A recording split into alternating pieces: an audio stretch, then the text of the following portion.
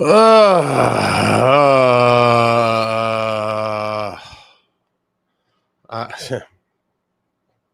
much to talk about this one. I mean, wow. Welcome back, Devils fans. This is your very dejected host, Ace, here on Running with the Devils, where we are talking New Jersey Devils hockey all year long. Please hit that subscribe button, smash the like, share with a friend. Thank you very much. And guys, I just hate this team. Oh, I hate this team so much. Devils coming off that horrific game in Seattle, 4-game road trip. Coming off the painful loss, they could have finished 4-0 on the road trip. They did not. Come home 3-1. Okay, looking to get back in the win column. Johnny MacLean hosting the Winnipeg Jets, an absolutely terrible team. And the New Jersey Devils cannot get it done with legends in the building. Johnny Mac's special night. Fall to the Jets by a score of 4-3. Excruciating loss. Cheers to all of you. Win or lose, we booze, guys. Sip on those loser beverages. I'm going with the Nooners. What do I got here? Black cherry, one of my favorite flavors. Win or lose, we booze. Cheers to all of you for coming out. There's so much to get to. We have the Palat trade, tons of stuff. Cody Glass injured. I mean, my God, just drink it down, folks. I mean, this season can't end soon enough. But cheers to all of you.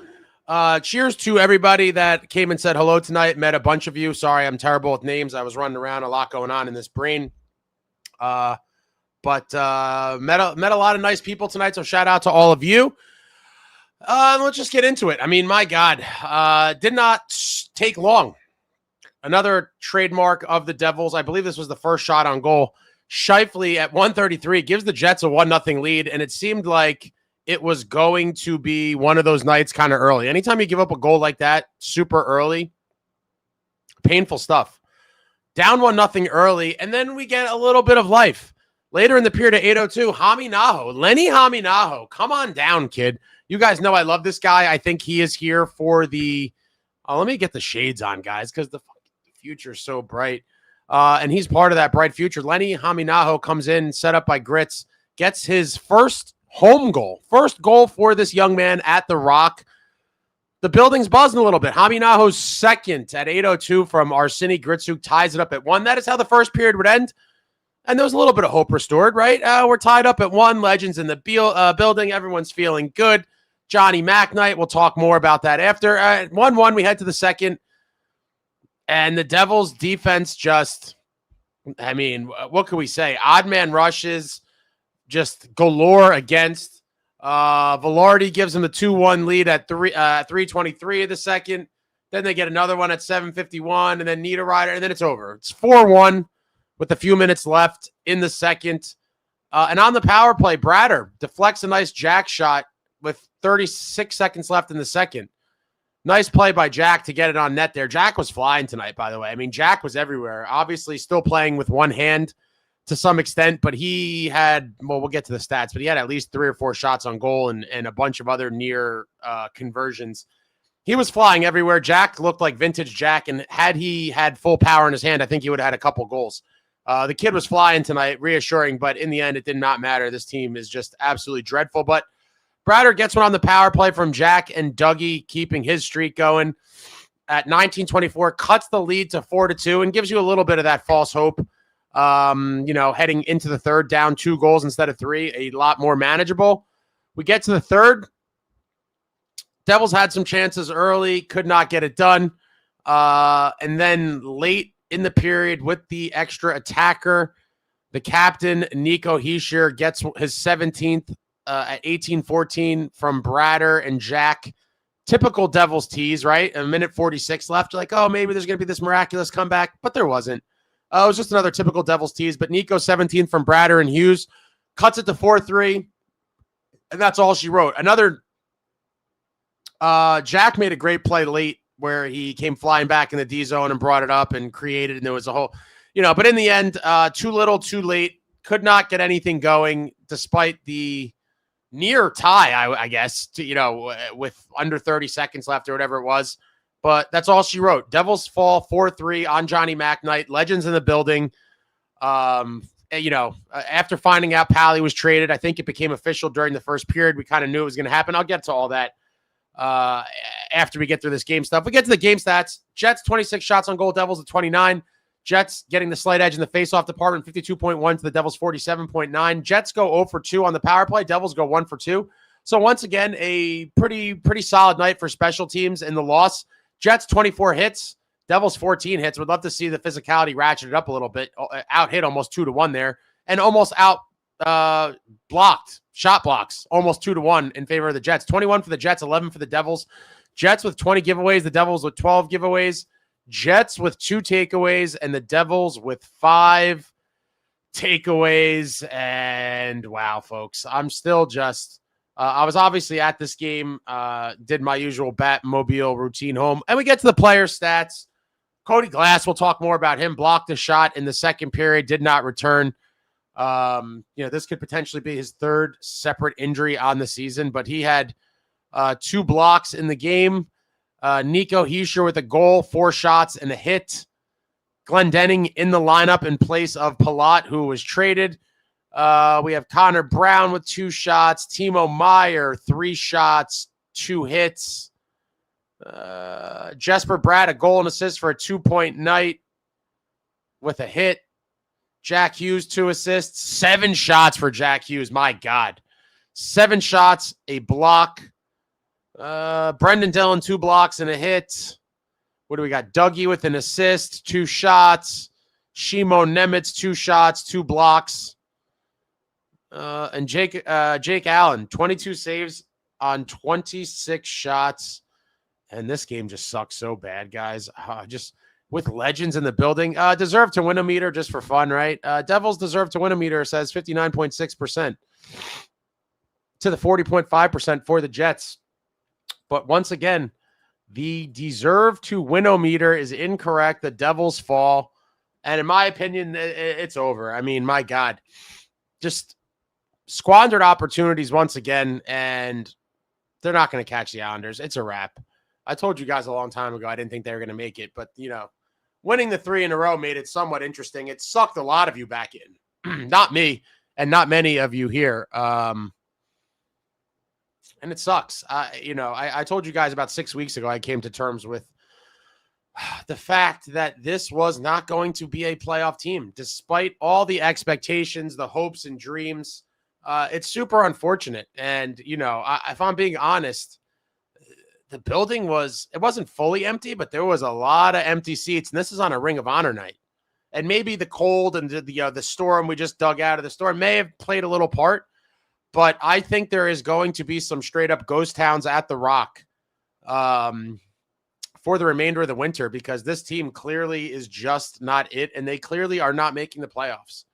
And maybe this will, put the pressure on ownership to make the changes we all desperately want to see. Who knows? But we get to the big news. Leading into but before the game, Amanda Stein had tweeted that Palat was not taking warm-ups. He was being held out for roster reasons. And then obviously everyone knew it was only a matter of time before we see that trade news. When will it be? Will it be tonight? Will it be tomorrow? And sure enough, I believe it became official at some point during the first period, I believe. Devils acquire Siplikov from New York Islanders release. And this was at 8:45. So maybe Elliot Friedman was the first period, and maybe this was the second period. Either way, it was mid-game. The New Jersey Devils announced today the team has acquired forward Maxim Siplikov in a trade with the New York Islanders in exchange for Ondrej Palat and New Jersey's 3rd-round pick in the 2026 NHL draft and the club's 6th-round pick in the 2027 NHL draft. The announcement was made by President General Manager Tom Fitzgerald. And then they give you, Siplikov in his 2nd NHL season, 1 goal, 1 assist, 27 games played, and played in 77 games. The Islanders in 24-25. 6'3", 205-pound forward has recorded 37 career points and 45 penalty minutes in 104 career regular season games. Blah, blah, blah, blah, blah, blah, blah. Siplikov is making $2.25 million. And then they give the thing on Palat. So, initial thoughts on this. I know a lot of people are going to celebrate and blah, blah, blah. The reality is the Devils, as a result of trading Palat in this trade, believe it or not, have become a weaker team. Undeniably, they've become weaker as of this very moment. Now, with this newfound cap space, if the Devils try to make a move, I don't know whether that's they try to trade someone else to free up more cap space, or potentially something goes on with the Luke pending LTIR situation. Whatever it is, in a vacuum, I do believe that frees up $3.75 million of cap space. That money alone is not going to afford you anything substantial without another move, whether that is, putting Luke on LTIR and getting some money that way, or another trade. But the team is definitely weaker as of this very moment by trading Palat. Now, if they make another move or two and have more cap space available and then try to make a splash, then you could say that the team could be improved at that point. But as of right now, they are a weaker team with a little extra cap space, in my opinion. Now, I think, call me crazy, there's a chance that this is just a savings, that this is the beginning of the sell. This very well could be the beginning of the Devils selling whatever pieces they can. And while everyone has trade protection, there's not many pieces to sell. There's certainly probably some other moves that they could do to, save some money for the rest of the year. I mean, I'm very curious to see what they do, but this certainly seems to me, if I had to guess, I know a lot of people are like, oh yeah, we freed up cap space, we're going to get somebody. If I had to bet on it, I don't think there's any big moves following this. I think this is just the beginning of a sell, and we'll see how it goes. I mean, I would love to be wrong, but it certainly seems like, this team is not going to make the playoffs. Even making a splashy trade right now is not going to probably get them where they need to be. In terms of adding somebody, I've talked about this before. I would like to see the team try to add someone that is not just for the season, but like a long-term piece. If you go out and have a chance to get a guy with, 3-4 years left on his deal, well, then you could potentially add, because that's not necessarily, a this year move. You're looking at a piece that you think fits your team going forward beyond this year. And so if anything like that pops up, that could be interesting, but I certainly am not expecting it. I know a lot of people don't want to hear that. I know a lot of people are anticipating some type of splashy addition, and I'm not expecting it, honestly. I think this pretty much was the first step of a sell. And we'll see. We will see. But losing to the Jets twice in the same season, unacceptable.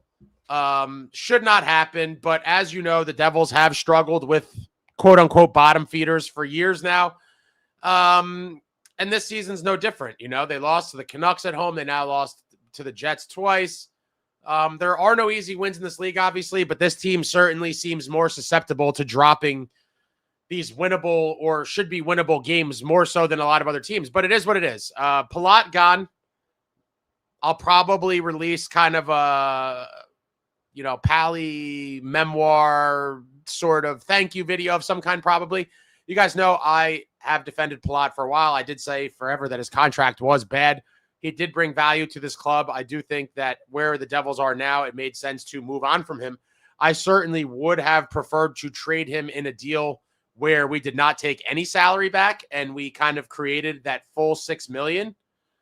But it basically was necessitated by the season where we are now, and it is what it is. I'm not saying we should have traded him. I'm just kind of skimming the chat. I'm not saying it was a bad trade. I just wish that, they did not take any salary back and freed up his entire contract. But it is what it is. We were going nowhere this year. Pally did have value to this team, not $6 million, and we'll see what Siplikov brings. I don't even know if he's going to be an everyday player right away. We will find out. But this season has just gone completely off the rails. And it sucks. It really sucks that a lot of us, including myself, thought that this year would be different, that, they could have been somewhat legit, but, we had an 8-game heater, kind of solidified the insanity for a lot of us, and then they revealed themselves. for what they truly are, and that is a team that is not built for playoff hockey. Real quick before I get into the comments, let me think about what else. Obviously, Johnny Mac, Devils legend. Great little ceremony for him prior to the game.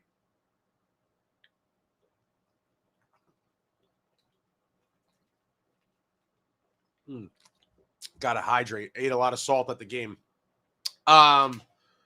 Great to see some of the other old timers back. Some 95 Cup boys. We had Tom Chorsky in the building. Obviously, Uncle Lou in the building. Brendan Shanahan. Great to see Shanny. He doesn't come around too often. Scotty Stevens. I mean, seeing these guys just before the game. I mean, that's why I went. I told you guys I wasn't going to be going to many more games for the rest of the season. But anytime they do a historic event, there's absolutely no way I'm going to miss it. And just seeing all those guys on the ice gave me goosebumps.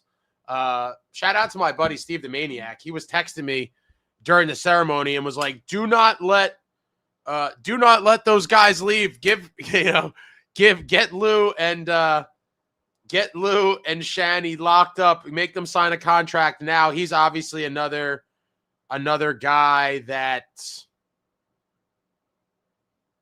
Steve the Maniac, that is, old school guy who at this point we're just so beaten down that we would take anybody. Shanny and Lou certainly on the list, but great to see Shanny on the ice with more. I mean, it was just total nostalgia. And at this point it is said, and Steve the Maniac also said, I'm so sick and tired of only being able to reminisce. Like, that's all we have is reminiscing about the old times. This team was supposed to do something this year. This core was supposed to do something. And in the end, when it's all done and over with, at whatever point it is, the tagline of this core will be won a single playoff round.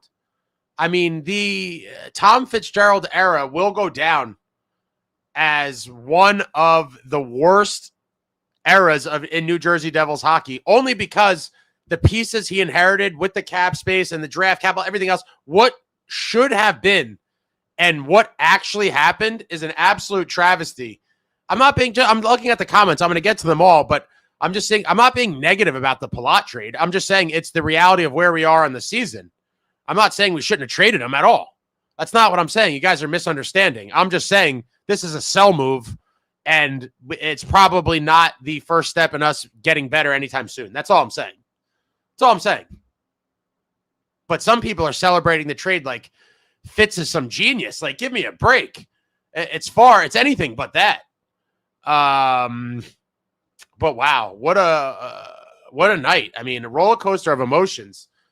For me personally, we start off finding out that Pally's probably going to get traded. Then we see warm-ups. Then they have the ceremony. We see all the legends. Then the Devils come out and give up a goal right away. Then they tie it up. Then the Palat trade gets announced. It was like, psh. Meanwhile, I'm stuffing my face with all the, arena foods. I'll probably put a vlog out tomorrow. I got some, I guess exciting as a vlog could be, in my opinion, for a losing game. A lot of food, maybe an appearance by Lord Stanley's Cup, some legends, but wow. I'm just mulling this all over. Is there anything else I missed? But yeah, Shanny and Lou, two guys on my list. I would love to see winners brought back. At this point, a lot of people will flame me for it, but I am sorry to say there is no way that either one of those guys or as a little bit of a team would not do better than what we've been getting here for quite some time. I will never be convinced of that. And with that, we at the ceremony, I think that's it. And now we get to the comments. Well, I see Tim's. Tim, I said I wasn't going to go to any more games other than the one I had planned to go to from the beginning. And the one I had planned to go to is was the Johnny Mac Ring of Honor night. I will never miss. I'll never miss historic evenings like this. Bobby, thank you for the super. Good evening, Ace. What another pitiful loss. This team is hard to watch, and none of the goals can be blamed on Allen. What do you think of the trade? Not like he will fix our offensive woes. I think I'll get a Lenny sweater. I think Haminaho is a part of that bright future and is going to be here for a while. I like the kid a lot, like what he brings. It's kind of a silver lining, I guess, on the season. Not that it makes me feel any better whatsoever. This was another massively squandered season, a precious year of these dudes' careers, a core that just will go down as a massively underperforming core. Let's be real. They've won a single playoff round. I mean, it's absolutely disgusting. I blame them for a lot of it, but I blame Fitz even more for failing to bring in the proper complementary pieces around them. And by proper, I mean the guys that they needed to succeed. It never happened. It was always patchwork fixes, budget fixes, and a bunch of nonsense. But like I said, the Fitzgerald era will go down as one of the darkest in Devils history just because what it should have been and what it actually was. Like others have talked about in the past, during the 10-year rebuild, it was some dark times, but you knew the payoff was on the horizon, that this is part of the process.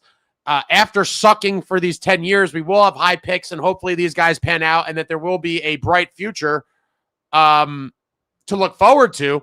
And it certainly seemed like it for years. I mean, that 22-23 season was the kind of culmination of the rebuild, coming full circle, franchise record-setting year, 112 points, beating the Rangers in a beautiful 7-game series. And it seemed like that was the pivot point. This is the turnaround of the franchise now. After this rebuild, this is now starting to pay off, and now we're kind of in our contention window. And then we were fixed. But it is the team is hard to watch, Bobby. And in terms of the trade, I just talked about it. It's a fine trade. I'm not going to celebrate Fitz for it. I do wish, like I said, that we didn't take any salary back. But in the end, that doesn't matter. I don't see anything really being done afterwards. And so, they freed up some money for this year and next. It is what it is. It's not really moving the needle one way or another for me personally. But Haminaho, definitely a decent jersey to get. David, thank you for the super. Glass back in P3. Real Jack back. Nice trade in next 4 games against easy teams. Slop tonight was jet lag. Surprise winter beverages galore incoming. Oh, David, you have a lot more hope than I do, sir. I think this team is completely cooked. But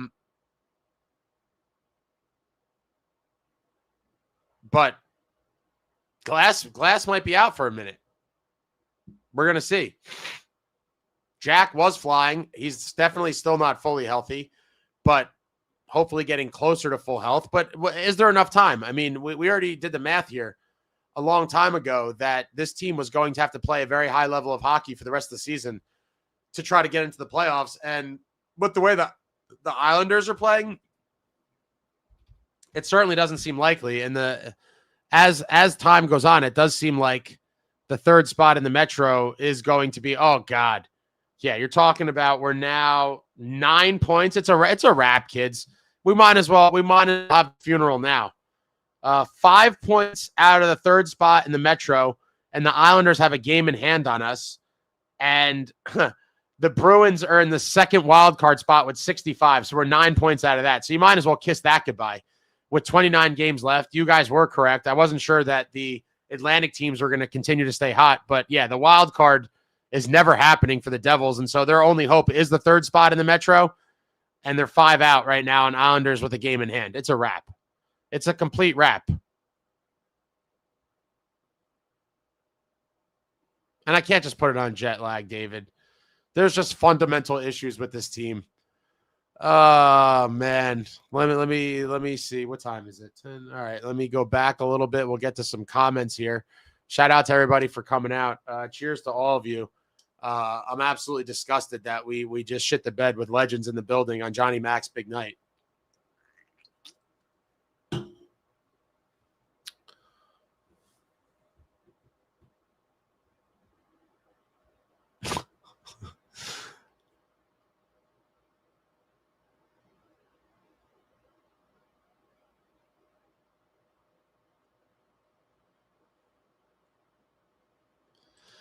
What Tasha says, bring up Dawes, please. I mean, a lot of people have talked about this. My thoughts on this.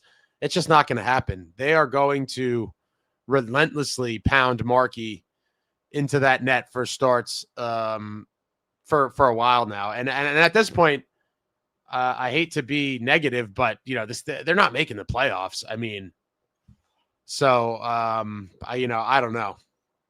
I think we're going to see a lot of Markey. I mean, that's just what I think. B now says this year is over. If you thought otherwise before tonight, that's just said. Oh, I've thought it for a long time. But, I was hoping for them to win and make it more interesting and stay alive a little bit longer. Ryder64 says, stop smoking opium. It's bad for your soul. It certainly is. It certainly is. But I told you guys a long time ago that I did not think they were going to make it just because there was too many problematic things that I saw for a long time. Sook says, team needs a real reset. Hopefully Palat was just the 1% start. Yeah, it's a start, but, I do think that they still need that earth-shattering trade that I don't think Fitz has the sack to do. Like, the core has to be dismantled. Send a shockwave through the locker room and bring in a guy that is going to help morph the identity of this team to something other than what it is. Backs and Racks says they didn't travel from Asia. Jet lag, not an excuse. Yeah, I completely agree. I mean, you're professional athletes. You do these road trips quite often. Like, there's no excuse to come out like this on a night like this with dignitaries in the building, Hall of Famers and just legends. And you let one of the worst teams in the league beat you for the second time this season. Vegas says Palat is so lucky he doesn't have to play for Keefe anymore. He will do well for the Islanders. Keefe has buried players on this team with offensive skills. Awful. I don't know that he's going to start lighting it up for the Islanders, but maybe he will get a little bit of a rejuvenation. But he did get a lot of top six opportunity in playing with good players here too. So, I have no idea what the Islanders have in store for him or what their plans are for him. But obviously they are looking to make a real push this season, firmly in a playoff spot right now, holding down that third in the Metro. And maybe, they are on the wave of kind of what the Devils were thinking when they brought him in, which was this guy is a playoff performer, a leader, a winner. Maybe we could bring some of that to our group. And who knows? I mean, I wouldn't be shocked if Palat has some big playoff moments for the Islanders. It wouldn't really surprise me. Jay Snow says they're a bad hockey team. I agree. Ethan says, Ace, it's one loss. Calm down. We will be back. Ethan, I live in the real world, my guy. Do the math. Look at the teams. How many teams are in front of us? Look at the points. Look how many teams are left. And it's simple math. It's simple math. I just don't. Trade Luke and Jack says Jets are the President Trophy winners. They're a much better team than the Devils. JP, can we sell the GM and coach in a package deal? Unfortunately, I don't think so. Fire Fitz, please, says Beachmaster. Analytics are not perfect, but don't back that up. I don't know if that's in reference to. I missed something earlier. Jeremy Proper says make up an injury for Markey and bring up Dawes or Malik. Would love to see it. Jakob Malik has been heating up a little bit for Utica as well. But yeah, I mean, honestly, we're going to see. I'm assuming we see Markey on is that Thursday? I'm assuming we're going to see Markey on Thursday against the Nashville Predators. And I'm sure Steven Stamkos is going to remind you all what a washed-up legend looks like. And he's probably going to have a great game. The guy that you all flamed me about, or not all of you, but a lot of you. He's so washed, man. He's so old. We don't want him. That would have been a scoop 2 months ago. That ship has long sailed now, but wow. Jason knows his jet lag my ass. Jungle Static, I love you, Ace, but you were being ridiculously negative about the Palat trade. He brought nothing, and cap space is huge. Don't be emotional in the moment after this loss. No, I'm not at all. I think, to clarify, it's a fine trade. It's not this overwhelming win, in my opinion, just because you brought back some salary too. So you freed up 3.75. I mean, am I supposed to get excited about this? I'm not emotional about it at all. It's not like, oh my God, we shouldn't have traded Palat. I'm not saying that at all. All I'm saying is, in the reality is we saved a hair over $3 million, and I don't anticipate them doing anything with it this season. And so, in the end, what are we talking about? It's just the first step of what will likely be the Devils selling what they can, which is not going to be a lot. But he was one of the pieces. Tasha says, I'm actually pretty happy because my experience was so cushy, but if I sat in Gen Pop, I'd be so pissed right now.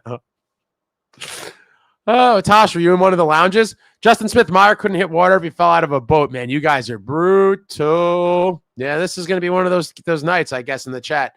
Trade Luke and Jack says Devils are garbage, have been for 3 years now. Tasha, this team needs a big change. This really was a nothing move for me. Same. It's just kind of like, a business move that had to be done. A few $1 million freed up, but unless it's part of a chain of moves that is going to lead to a big splashy move, again, which I don't think it is, it just doesn't do anything for me really either way. It's just selling. Jason notes to send Markey to the moon.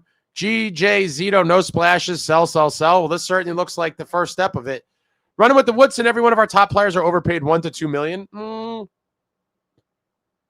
I don't know about that in the new cap world, but everyone's certainly just crashing this year. Jason says Timo and Brad are both worthless. How dare you? Bradder had 2 points tonight. Mark says Hughes also had 4 turnovers. Brian J, this team simply can't score 5-on-5. Our top players are just not good enough. Ace, please stop defending Timo. He is not it, plain and simple. We need goal scorers. Why do you hone in on just Timo, though? Like I say to everyone else that hates on Timo, keep that same energy for everybody. The entire top 6 is just, they fell off a cliff this year. Justin says Malik is not ready for the NHL. Get that out of your heads. Yeah, I don't think yet. I do think Dawes is still obviously ahead of him on the chart for now. Obviously, I think after this year, Dawes is gone. And maybe, Malik could be close. But I do think there's a good chance that we see that Malik-Yegorov tandem at some point in the future. But, Markey's here for 2 more years after this one, guys. Buckle up. And Jake Allen technically signed for 4 more years after this one. Don't know how long he's going to play out from that contract. But FDT, LGD, hit the like button for your boy Ace Weirdos. Hit the thumbs up for your boy. Appreciate you. Woodson says we need to go off the rails further. Top 5 draft pick. Oh, I hate that. I don't like the tank. I don't like the tank at all. Tasha says, Lou, someone should have kidnapped Lou tonight and forced him to become GM. I thought about it. Beachmaster, he takes 7 shots tonight. I want to see some goals. Same here, but, he's the one-handed man right now. Vecna Fitzgerald, Chicago cut season 25-26. Absolutely. This will forever be the season of Chicago cut. Woodson says if we draft anything other than a center with our first rounder, I'll riot. Preferably a huge one. A big, nasty one. Jeremy Proper can't win for Johnny Mack against the 30th best team. Yeah, it's brutal. Disrespectful to legends. Sook says, not to mention our legends had to watch this travesty live. Yeah, terrible. Tasha says Shanahan was super neat. Yeah, I wasn't necessarily expecting him. Liked seeing Shanny in the building.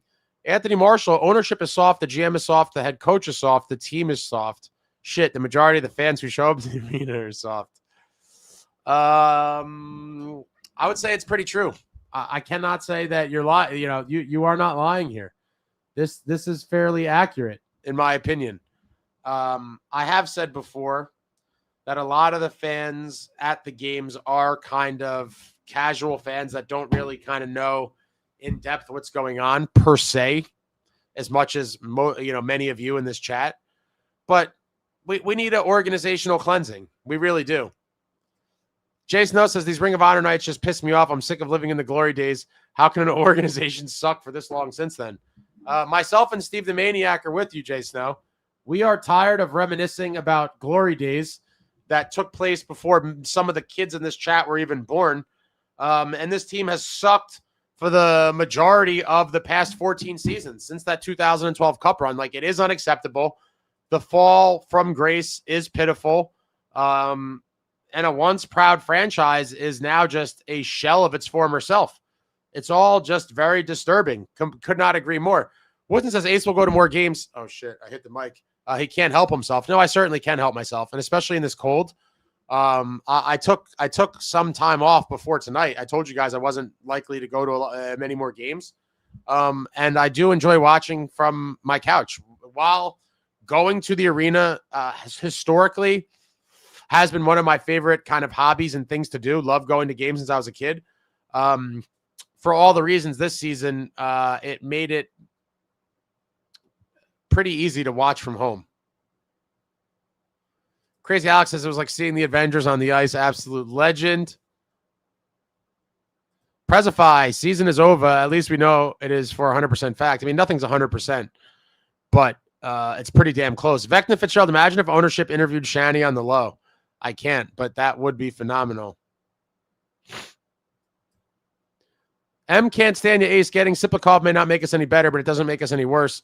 I watched him a bit last season. He's a solid 3rd or 4th liner. My buddy who's an Islander fan was like, it's kind of a nothing kind of move. He had a little more detailed notes than that on him, but this is not a needle mover. This was purely to free up cap space. Blackatron, we can always waive Siplikov if he's the drizzling shits and bury him in the AHL. Jungle Static, love you, Ace. You're being way too negative about the Palat trade. He had to go, and cap space is huge. No trade clause on new guy is tradable. Don't. Oh, I think I pulled up your comment before. Yeah, no, I'm not. I'm not like I'm not saying this is a bad trade. I'm just saying it's kind of a nothing trade in my opinion. But a lot of people seem to be celebrating it like Fitz pulled a masterclass here.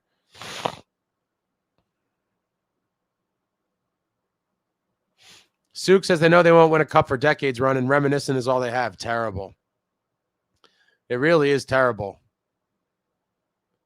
Ryder64 says the trade was fine. The team and the organization is not. Buffalo torches the Leafs 7-4. Devils Den, my man Austin, as someone who watched the last 10 years of the Leafs as well as the Devils, I'm telling you, do not sign Shanahan to anything in this organization. Fitz is bad for not doing anything. Shanahan is worse. I can't believe it, Austin. But everyone go check out Austin's channel, Devils Den Hockey. He does some great kind of recap videos afterwards. He kind of broke onto the scene, I believe, after the Islanders loss, I think is when I discovered his channel. It was kind of an epic meltdown video. But definitely check out Austin at Devils Den Hockey. I do get a kick out of Austin's recaps. They're great. So go check him out. But I have to disagree, Austin. Nothing can be worse than Fitz. I'm sorry. It just can't be. I feel like you could pull random people out of the crowd at the arena and they'd be better than Fitz. Devil Dog 7 team now has a 1-3 record in games on Ring of Honor night. They lost the McMullen one too. Yeah, so the only one they won was the Jacques Lemaire one last year. The game Markey got hurt. Palat traded to the Islanders. Yep. Dogs says Palat's the winner tonight. Gets off the sinking ship, ready for a playoff run. I mean, right? He really came up in the world. Bobby, thank you for the super. The team is constructed extremely poorly, and the only one to blame is Fitz. We need to trade Brad and Mercer. Brad, 39 points in 53 games is terrible for a top 6 guy. Yeah, they've all cratered off. I've made it known for quite some time that I don't think anyone is untouchable or untradeable. I certainly would take offers on anyone and everyone on this team if other GMs called. And it's time to start morphing this roster towards one that could really compete and specifically compete in the playoffs. It's not it. I think it's painfully obvious at this point, and Brett and or Mercer could be two of those guys. Very well could be. But it's been a down season for everybody. And it really is unfortunate that they all decided to have shit years simultaneously because this team has struggled mightily as a result. Jason says, I agree. Devils Den, I don't want anything to do with Shanahan. Lobster Meat 57 says, can someone with high hockey IQ tell me what's actually wrong besides generally playing like ass, like in technical terms? I mean, I would say in technical terms, the team, I don't know how technical of these terms are, but the team cannot finish offensively. Despite getting a decent amount of chances per game, they cannot finish. And the defense is super leaky, and they allow too many quality chances, grade A chances against on a nightly basis. And then couple that with some questionable goaltending on a lot of nights, and that is a recipe for disaster. Jungle Statics' ace is not necessarily a sell move. If you want to buy, then you need to sell. No, like, what else do you want them to do? I completely agree, but what I'm telling you, I completely agree, and I hope that's the case. But I think you just might see sell, maybe a couple other sells, one or two other sells with nothing coming back. That may be the case. Trade Luke and Jack says the Isles are gearing up for the playoff run with this Palat trade. Good for them. All right, I fell super far behind. Let me see if I could skip ahead here. Tim Ward said, thought you weren't going to games anymore. I said I had this game planned from when it was announced. And, team history stuff I'll never miss, but this is probably it. Running with the Wooden says, no GM wants this mess. It's unfixable. I don't know if it's unfixable. B now, Lou and Shani are nostalgic, reminiscing, and useless to do. Useless to do. How dare you? I don't even know if that's what you meant, but I would take Lou or Shani over Fitz tomorrow. Tomorrow. Tasha said, should we have booed the owners when they got announced today? Yes. But no one knows anything, so I knew that none of these things were going to happen. I did hear like 6 people chanting "Fire Fitzy" with a few minutes left in the game, but they were like super close to me. I'm sure no one else even heard it. Sook says we have a bunch of people in the organization who have never won, from management to the roster. No wonder they are all clueless. I would pack this place up with straight up winners. I would just want drippy Stanley Cup rings everywhere in people's faces. And I would have them just like shove them in the players' faces. Like, do you want one of these? Do you want one of these? If so, put in the work. Justin says the Devils are unfixable. I don't know that they're unfixable. I don't think they're unfixable, but I could tell you that Fitz is not going to be the guy to fix them. Oh, DJ, what up, DJ? I agree. I'm tired of having to reminisce. I want this team to be relevant again. Yeah, all we have is talking about glory days. All the young kids in here are probably like, I'm tired of listening to this guy Ace talk about the. I'm tired of talking about it too, guys. But that's all I have. That's all I have. And my heart goes out to the newer fans that all you know is losing and pain and suffering and misery. At least we have the glory days to hold on to. All the things behind me. This is reminiscing of the glory days, and that's what tonight was. But I am getting sick and tired of just living in the past as well. You know, this is like, you know, your buddy at the bar when you're 50 years old knocking back brews and he's talking about high school football. It's kind of the same thing. Like, what are we talking about now? When will we have new things to be proud of? New history to celebrate? It sucks. Vector Fitzgerald, only when the bottom 6 scores, they celebrate. Top 6 and care less when they score. I don't look too much into that. I think maybe that's a little bit of situational awareness where they're like, we're down in the game. I don't know. I don't like to look too much into that stuff, but I know a lot of people like talking about the body language and stuff, and I get it. Ride and Respect, thank you for the super. I think we're seeing more of what this team actually is rather than it being a fall-off year. I generally just think this team is awful. It's quite possible. You know, we've only had, outside of when Toffoli was here, we've only had the core 4 was a top 4 with 2 kind of hopefuls filling out the 5th and 6th spots in the top 6. They all are having a terrible year. We haven't really found the other 2 missing pieces in the top 6. A lot of the bottom 6 has went MIA for portions of the year, just like last year, up until recently, obviously, with the emergence of Haminaho and Glass. But and questionable goaltending, and you're right. I mean, this might just be not it's not a fall off year. It's just like this team has revealed their true selves, and it's not a very good team at all. Not a good team at all. You're probably correct in that statement, Ride and Respect. They are who they are, and it's super unfortunate that they had to win 8 games in a row earlier in the season and really tease us. Brian, thank you for the super. What top 6? You mean, I just talked about this. Jack, yeah, we have a top 4. They all produce points except your boy. When did he score last? Dude, Brian, you have a problem, my guy. Let me just pull up your hate for Timo. I am down on everybody right now. But for you to just single out Timo like he's the single...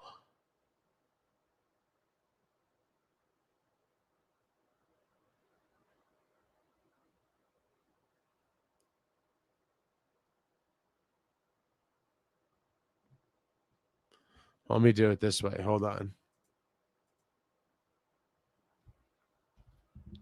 Hold on one second. You have a narrative that you hate Timo, and I'm sorry, I don't agree with you. I don't, and I never will. I'll go 10.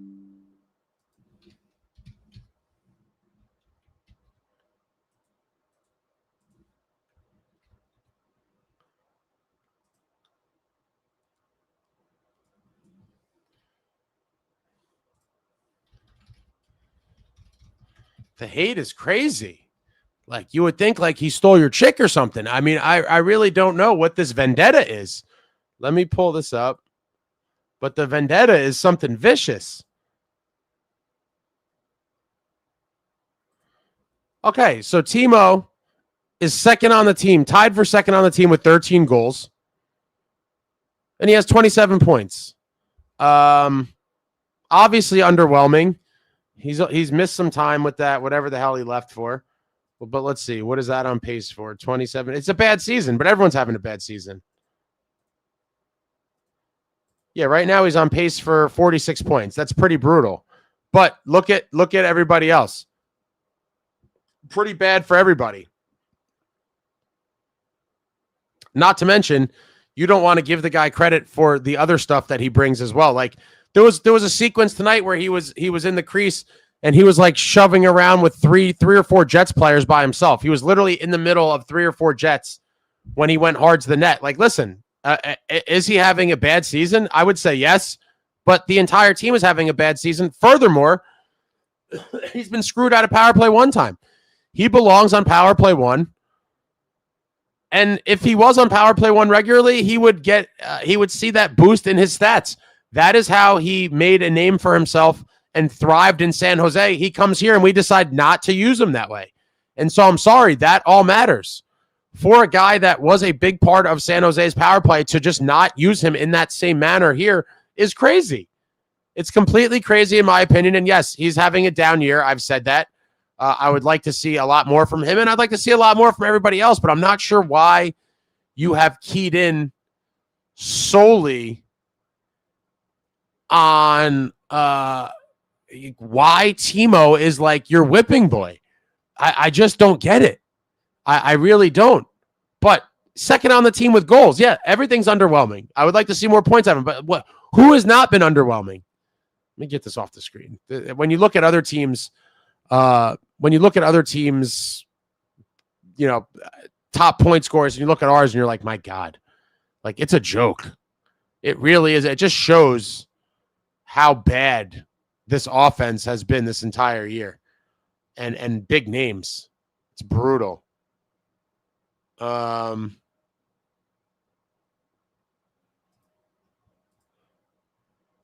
Den, thank you for the super, sir. If you guys haven't already subbed to Ace, go do it. Easily the best Devils content creator out there, always honest and tells it like it is. I appreciate that, Austin. Thank you very much. I really do appreciate that. Oh, let me put the hold on. I'm all over the place, guys. Austin, I'm gonna have Austin back on soon. He came on late night one night out of nowhere, and we had a good chat. I think it was after one of the losses. I can't remember. My brain is just just mushed from this team and the roller coaster of a season. But I just put in the chat. There's a link to Devil's Den. Austin puts out great recaps, but thanks a lot, Austin. I really appreciate that. All right, let me get back to the haters talking smack to me about a myriad of topics. Let's see. Fire Fitz chant Thursday. It's never going to happen. The people in the arena are just clueless for the most part. John Fay says, we ready for next Thursday when Palat has a Hattie and 2 assists against us with the Islanders? That'd be pretty funny.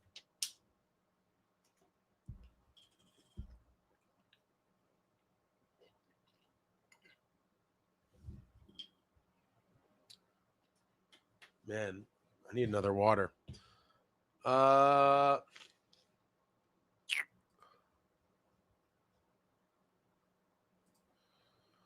Ricky, thank you for the super. You're a real one, Ace. Just want to show some support in dark times, and thank you for doing what you do. P.S. Timo rules. Let's go Devils. Thanks a lot for the super, Ricky, and appreciate your support and watching the program.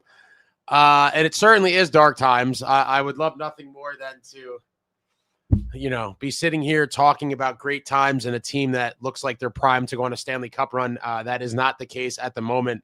Who knows? Maybe they go on another 8-game heater and reel some of us back in. But I'm glad you support Timo Meier as well, because Brian and a handful of other people come in here after every single game to break my balls about Timo Meier. And I'm like, listen, he's having a down year, as is the whole team. I am never going to sit here and smack talk the man. We have nobody that plays with any sort of physicality whatsoever or heart on most nights, and he gives us at least a little bit of it. And I believe he's been a little bit neutered by surrounding him with the guys that we have. I hate to talk smack on them, but, if Timo had some other dogs around him, I believe he would raise his level even more and we'd see it more. But when you're surrounded by the guys that you're surrounded by, I think it's just kind of wears off on you. Like I said, I don't remember what period it was in. He drove the net hard, and he was like in the middle of 3 Jets by himself, 3 or 4 Jets, just like, jabbing at them. No other Devil to be seen. No one else even remotely around him. But I'm glad some other people aren't down on Timo. And he's being misused. I can't keep, I'm fighting the battles on the front lines for Timo Meier. And I always will. It's a down year for him, yes, but it's a down year for everyone. And he's not on power play 1. Like, what do you guys want this man to do? Hopefully he blows up in March, the March of Meier. Hopefully we see that again, and hopefully they can make it interesting. I mean, the reality is they probably do go on some other little mini winning streak at some point, just to break our hearts some more and just miss and ruin their draft pick. But I'm not worried about draft picks. As you guys know, I'm anti-tanking. I am anti all of that crap. I don't want to hear about the bright future, even though I have on my future as bright sunglasses. I don't want to hear about it. I want to see the team win now and make the playoffs and make a run. I am tired of talking about a bright future. I am tired of sitting here and talking about the legends that used to play for this team and the cups we had won in the past and the great times and the great everything about the past. Because these moments and some of the shit on my wall here, like this Jason Arnott, 2000 cup winning photo, that picture is older than many of the people in the chat here tonight. That is grotesque. To continually celebrate a past that is so long ago, it preceded many of the people's birth that are in this chat here tonight. I mean, it's crazy, but thanks a lot, Ricky. I really appreciate it. Whoa, Kieran, thank you very much for a large super, Kieran. Very, very grateful. Thank you, Ace, for allowing us to vent. Great forum for the fans. You are the man. I really appreciate that, Kieran. That might be maybe tied for biggest super ever. I really appreciate that. I will always be here venting myself, always listening to others vent, whether it is, over the top, and we've seen certainly some over the top ventings here, as well as justified ones and a little bit of everything in between. But this has been one of the most, for me, it's going to go down as one of the most painful seasons for sure, just because of how last season ended, what the expectations were for this season, and kind of how this could signify in one way or another the end of an era. And like I had said earlier tonight, this could be one of the end chapters of a dark era of Devils hockey that should have been much more promising. Like there should have been at least a few years of true contention, and because of the GM that we have, it never happened. It never materialized. And in years from now, we will look back on this time and be like, man, the Fitzgerald era, with that core that he inherited, with the cap space, winning draft lotteries. I mean, no one has done less with more, honestly. And it's super frustrating. And it breaks my heart because, we're now talking about this season being pretty much done, right? I mean, obviously I'm going to watch every game. I'll still be here doing the shows. But we're now looking at pieces for next year, the development of Haminaho and Grits and some of these other things and Glass and what line combinations work. But essentially next season starts in over 8 months. Like, this is disgusting. The summer seemed so long as it was, and that was getting knocked out in the first round. Now you're talking about a summer that's going to start even 2 weeks earlier. And in the end, we're kind of in that summer mentality now, right? I mean, at least we went to the playoffs last year and disgusting result, crushed in 5 in the first round. But at least we had hope of something, of making noise, getting lucky or whatever. And so the summer lasted, 4.5-ish months. But I'm already kind of in summer mode now in terms of like this team is done until next year. And you're talking about a summer that's over 8 months now. I mean, this is just, we're in dark times. We are truly living in the darkest of times. It really sucks. I'm depressed, but thank you very much, Kieran. And I'll always be here for the venting, both my own venting and the venting of you folks. You fine folks that are just stuck in the mud as a New Jersey Devils fan with your boy. Moose Man, the core is the problem. You can't put Band-Aids on this. The core is just too weak. Moose Man, welcome to the club, my guy. I said, a long time ago that I've come to the painful realization that this core is not it, and it's time to figure it out. But it does not seem, in my opinion, it does not seem like, and based on what Fitz had said in his little Q&A presser, I don't think he is going to be trading any of the big pieces. I really don't think he's going to be doing that at all. So where do we go from here? I don't know. I don't know what to say, but I completely agree. Once upon a time, I did think that this core was capable of making a real push if the right pieces were brought in beside them. But it never happened. It was budget fixes and reaches and they needed animals around them. They needed guys like, and I'm not saying these exact guys, but guys along the ilk of, the Kadris and the Bertuzzis and some of these types of guys they desperately needed, because it is the exact opposite of what they are. And we became a very soft Euro finesse skill team. And that's become the identity of the club. And you're never going to go anywhere with that. You need those guys to win, but you need way more than just that. And that's all we have right now. David, thank you for the super. Stock up on winner beverage with the super chat, because special teams are hot AF and Jack is superstar 100% again. We're going to make noise. Oh, David. David, do me a favor. Because I respect your opinions. You're an old hockey guy. And you have a lot of good insight. But do me a favor, David. I want you to type in the chat how many points you think it is going to take to make the playoffs as the Metro 3. And then I want you to do the math for me. What points percentage hockey the Devils have to play for the rest of the season to hit that point marker? Please do that for me, David.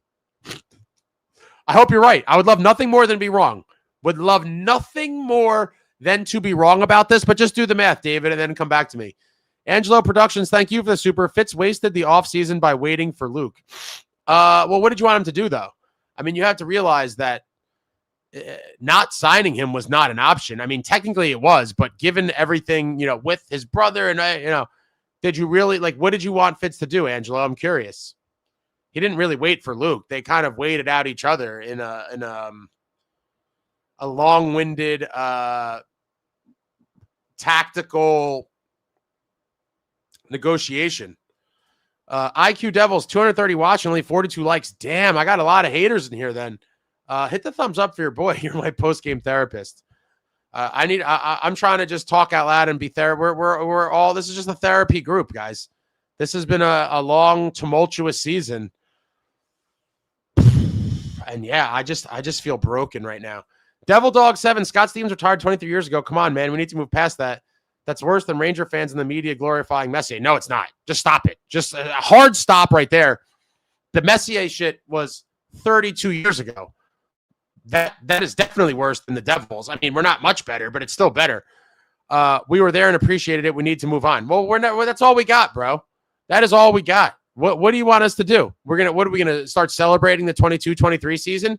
Remember that year we had 112 points in the regular season and we won a round? What are we supposed to do? All right, I got to skip ahead here. Super far behind. Gleason says, what we need to do now is acquire a 34-year-old forward and then miss the playoffs with them.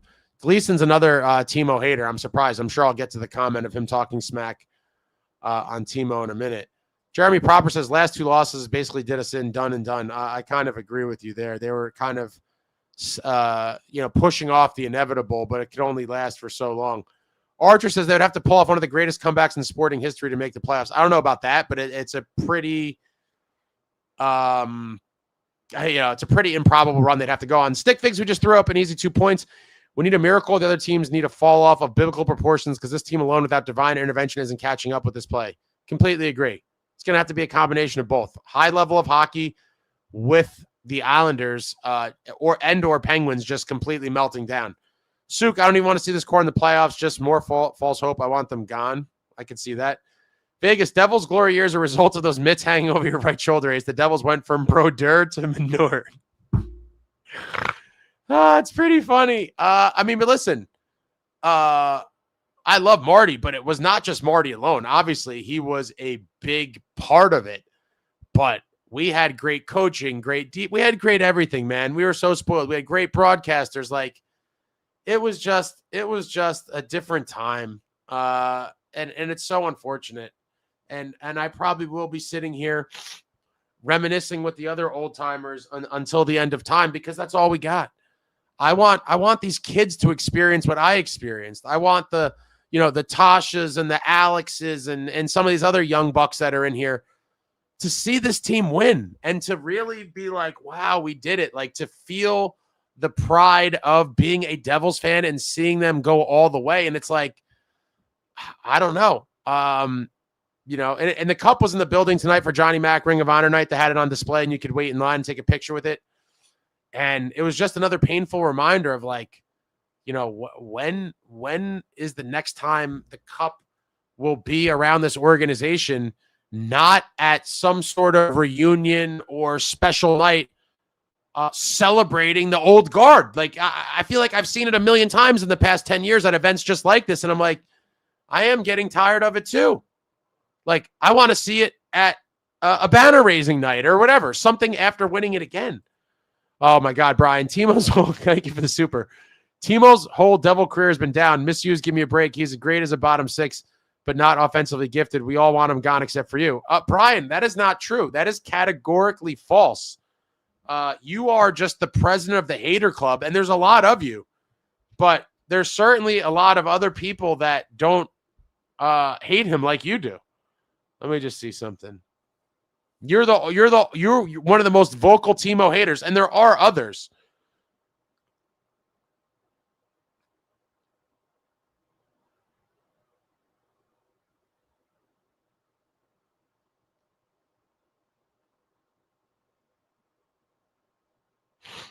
Yeah, I mean, he had 53 points last year in 80 games. He had 52 and 69 the year before. This is a down year for him. But what is misused? Give me a break. He does not play power play one. That is a fact. A huge percentage of his production from San Jose came on the power play. So explain to me how you're just going to write that off as if it's nothing. Like, oh, give me a break. He's not on the power play. That's massive. It's massive. I don't know how you could try to pretend that that's not a real thing. All right, we're super far behind. Let me warp speed up here.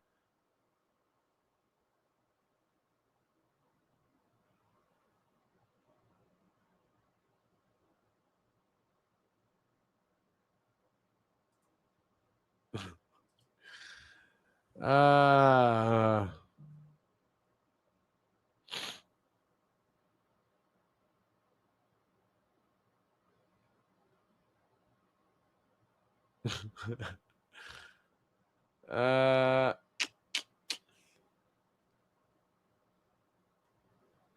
Proper says Palat is going to play with Barzell and find a scoring touch. Watch. I mean, that would certainly be interesting. Listen, I wouldn't be surprised.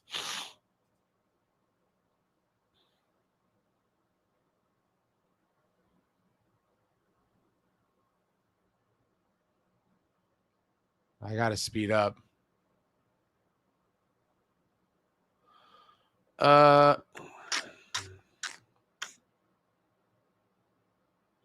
Woodson says ever since he started drinking White Claw, he doesn't read all the comments. It's not possible to read all the comments. Do you see how many? There's hundreds of comments. Hundreds. I'm still, there's no way. I'm sorry, folks. There's no way to read all the comments. It's not physically possible. I'm skimming through. I can't even read them all. I'm just skimming and flying down the page here.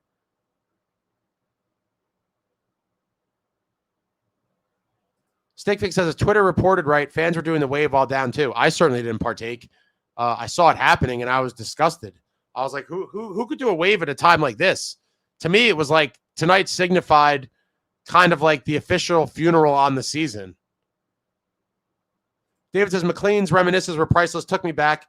Seeing all the other legends, especially Lemaire and Genius Lou, made me happy. It was great. Moggy says the fans were louder during the stupid wave than the actual hockey game. I hate the vibe of the arena so much. Meanwhile, the stupid Canes Have tailgating and electric fan base. Tailgating's huge, guys.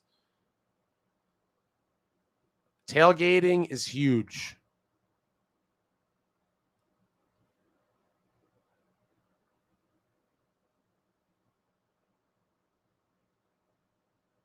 All right, I'm trying to catch up here.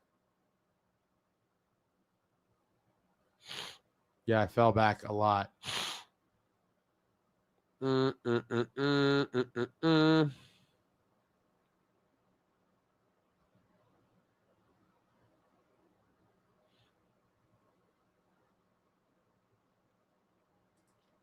Holmes says this is my last game of the season for sure.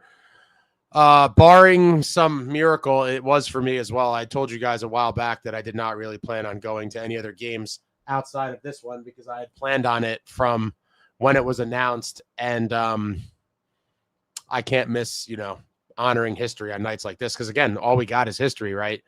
And so to see all those guys out there, there's no way I was going to miss it as well. JP says, Ace, we need to change part of the vlog name from running to dying with the NJ Devils. Yeah, it's painful.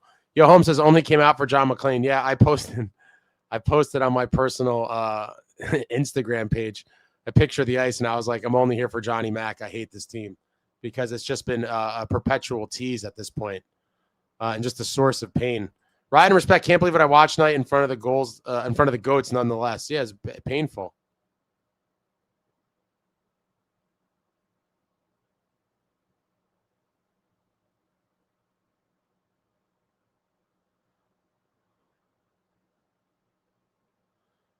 B now says Ace hoping to get Lou back is useless. It's never ever gonna happen. Oh, I completely agree.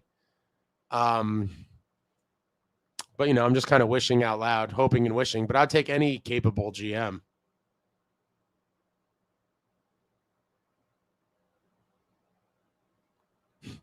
Red Devils I would take a drunken chimpanzee chained to a typewriter over Tom Fitzgerald any day. It's just, here's Brian, trade Timo. I mean, my God. I got people making jokes. Woodson says the software is the breakthrough player of the year. You guys are funny. You guys are real funny. Yo, Holmes says Keefe sucks. All his teams have no balls and underachieved. Can we all just admit this? I have a question. If that's the case and Keefe is the problem, how many coaches are going to lose their jobs because of this core's sucking? I'm just curious. Software for the Hart Trophy. Did you spell it Heart purposely? B now. Agree Shanaplan is not the answer. I was here for this team since 84, but reminiscing is not going to help us today. It might. I'm willing to gamble. Red Devils is crying with the Devils. Car Kane says, why did you guys tweak the 22-23 team? I would say that two of the defensemen we just could not afford to bring back, Severson and Graves, which was a miss for the 23-24 season because we had to play Luke Hughes and Shimo Nemitz as children for the whole season essentially. But another big piece that was never adequately replaced from that team essentially was the Michael McLeod, bottom six center who could do a little bit of everything. We never really replaced him, and that's been a miss as well. And I also think a lot of it has to do with just teams now knowing and scouting how to shut down the Devils. Evan says Meyer tries to play with physicality. Trade Luke and Jack says Timo has 1 goal in the last 25 games. Well, how many does Jack have? Suk says, are you boys and girls ready for the dreaded rebuild? I hope not.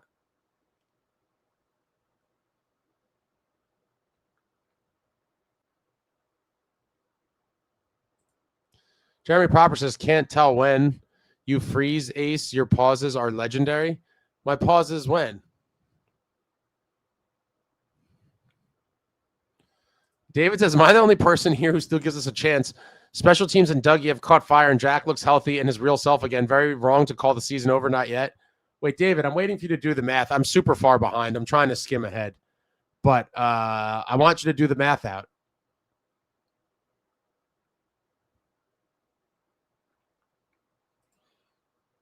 Stick fix.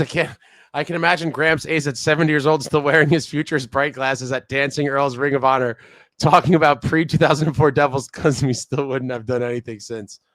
It's true. It's true. The glory years is all we got. John Fay, I don't know what's worse. Our team's not even probably going to hit 30 points, or we can't beat sucky teams, or both. Yeah, it's just a sad state of affairs right now. I mean, there's no way to pitch it otherwise. Like we are down bad. We are down bad right now, and the only thing I could really even look forward to for a turnaround would be that ownership has finally had enough of Fitz, and we get a real GM in here. Nick Ace, what do you think about possibly loading Bratt plus draft capital for that fella down in Ottawa? Bratt seems checked out even after he scores. No signs of happiness or energy. Oh, Nick. I don't know how long you've been watching here, but it is my absolute pipe dream edition. Is and has been for quite some time now, several years.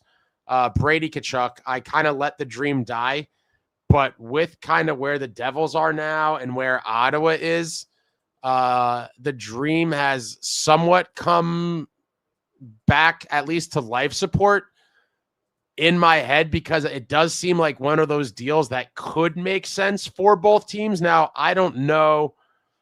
I've seen conflicting reports from Sens fans. Some are super down on him. I don't know that they want to go that route yet, but there's kind of been rumblings for a little bit. And I will say, if it's that time, if Ottawa ever signals that they are open to moving Brady, Tom Fitzgerald or whoever is the Devils GM at the time that this happens should be aggressively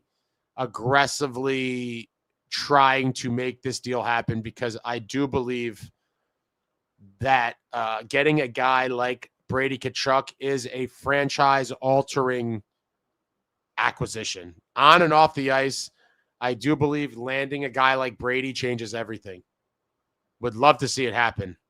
I would pay probably way more than most people would be comfortable with paying in terms of trade capital to get him, because I think he's exactly what this team needs, and I think him on Jack's wing would be beautiful.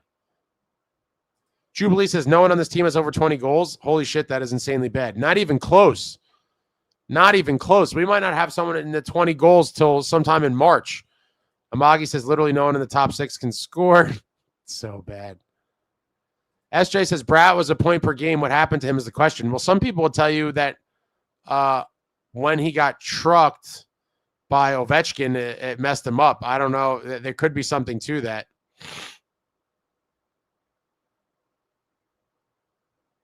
Stickfix says everyone else in the top 6 is a finesse fly. Timo deserves more power play time.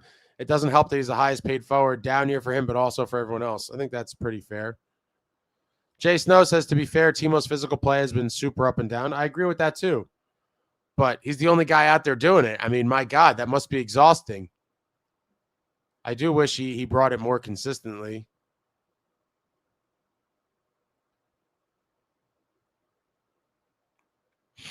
Jason says the whole course sucks. It needs to be split.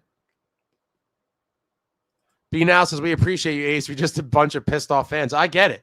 I don't take it personally for the most part, unless people personally attack me, which hasn't really happened too often. But once in a while, there's some, JOs running around. But I get it. I get all of it. Everyone's pissed. Everyone has the guys they have the bullseye on.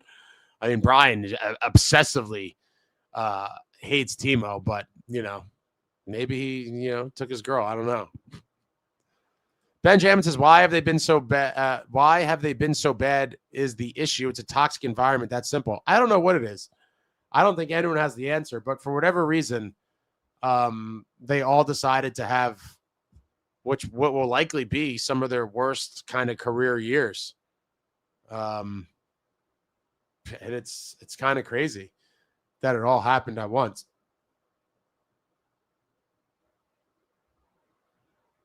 I'm trying to catch up. You guys are, man. Yeah, losses like this, the chat just I can't read all these comments. Fire Fitz, please, Ace. March and Meyer will mean the Devils will get the number 14 pick instead of a top 5. It's very possible. I kind of think that they will end up somewhere kind of in the middle of the pack. But in the end, like, I have no faith in this team hitting on draft picks anyway. Let's be real. Look at the history.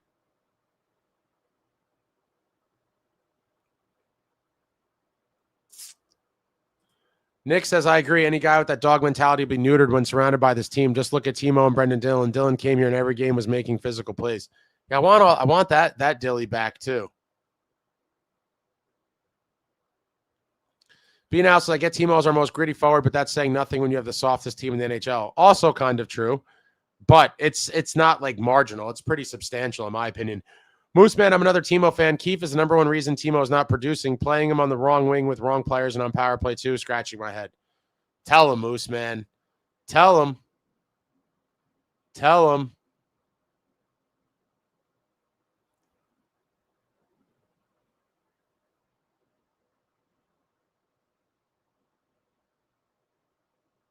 I'm trying to catch up. What time is it? 11:34. All right, I'm getting a lot of Canes talk.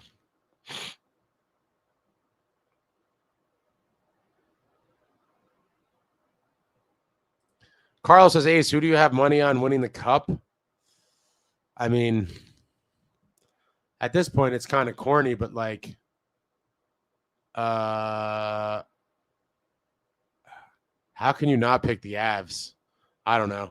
Car Kane says, once we fill our 2C, we own anyone in the East. I'm calling it. Very interesting. Justin says, Kane's goaltending will choke in the playoffs. I'm in my head. I'm already at the skate park summertime. Summer, the actual summer is so far away weather-wise. But in terms of the Devils, it seems like it's full force here. David Ace, what's up? You said a few weeks ago you didn't expect any trades this year by Fitz, and now he made one and you still seem kind of down. I know it's not a tremendous move, but it does free up. No, I said I don't expect, like, I guess technically I said trades, but I meant like acquisitions of substance. You know, this is not a surprise move to me at all. It's just a sell. I'm just down because I don't think anything comes of it. And it's too little too late. I mean, this was a move he should have tried to make in late November or early December, mid-December at latest, which you're talking about 6 weeks ago. Like, you still could have tried to fix this thing before it slipped away. And I even said it. And I hate to be that guy that's like, I said this, I predicted this. But at the end of November, I was like, the signs are there. And again, I keep referencing it, but the Devils went on a 3-game losing streak. Then they won 3 games in a row. And then they ultimately lost 5 games in a row after that. So they went lose 3, win 3, lose 5.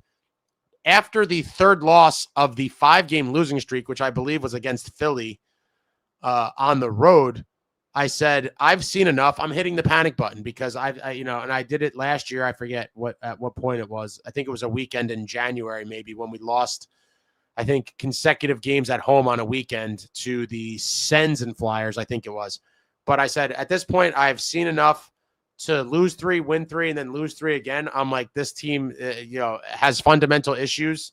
And at that point, I said I would start exploring breaking up the core, because at that point, I was fairly certain that the team had big flaws that they were not going to be able to overcome without some personnel changes. And I said, I fear that it's going to slip away in a hurry. And here we are. It kind of happened just like that. But before you know it, you're in a hole you cannot dig out of. And I literally said this for weeks leading up to now. Evan says, at least I have the Yankees in the summer. Are you talking baseball?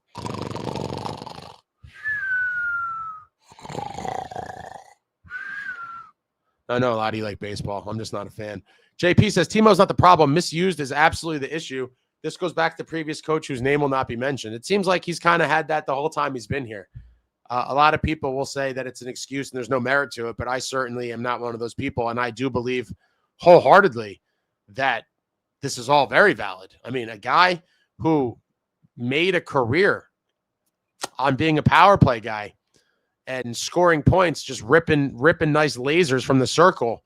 And then you bring him here, extend him and don't use him this way. I mean, it's mind-boggling stuff. David S says, even though it's probably too late in the game, I think there are more moves coming. It will absolutely shock me if nothing comes after this Palat trade until the summer. I don't think anything of substance. I've said before, I could see like another, I call it a Sprong-esque type move. But you've seen Fitz happy to punt on a season, and I think this Palat deal was just kind of the first kind of little sell job.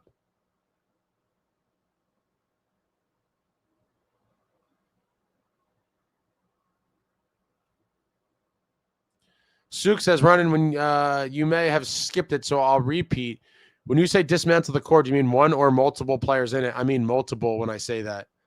I'm not opposed to multiple, but I think at a minimum one. One has to go. I don't think you need to do multiple, but I think you need to do one.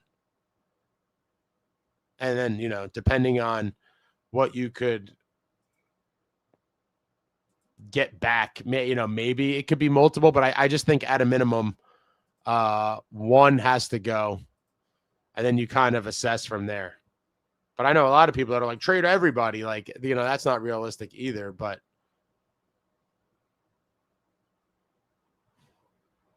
Benjamin says, David, I need some of your prescription. Run up to win says, we are a soccer team. SJ, the core sucks. Let's admit it. Maybe it's a wrong mix. I'm sure they're good individually, but we need to trade one, even two. I don't care. Major change, please.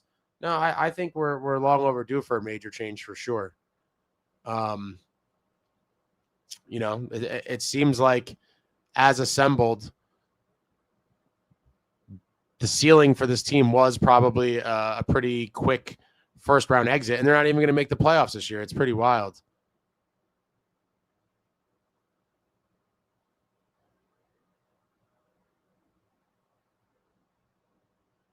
Kieran says, honestly, in today's media is not something we see. Oh, honesty in today's media is not something we see every day. No, definitely not.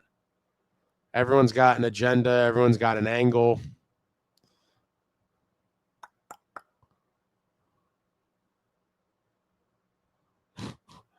David's getting ripped for his optimism. David, stay off the drugs. Woodson says David lives in a dreamland. I hope David's right. Because if they somehow make it, I'm going to be like, remember all you guys were flaming David? And he turned out, I want what David is having. Oh, man, David, it's rough out here. Another David S. Fitz will probably pull a shocking trade day before the deadline, getting either Stamkos, O'Reilly, or Kadri, only for it to be too little too late for a run to make the playoffs. I can't see it. At this point, I can't see it. A couple, even a few weeks ago, maybe. But we'll see.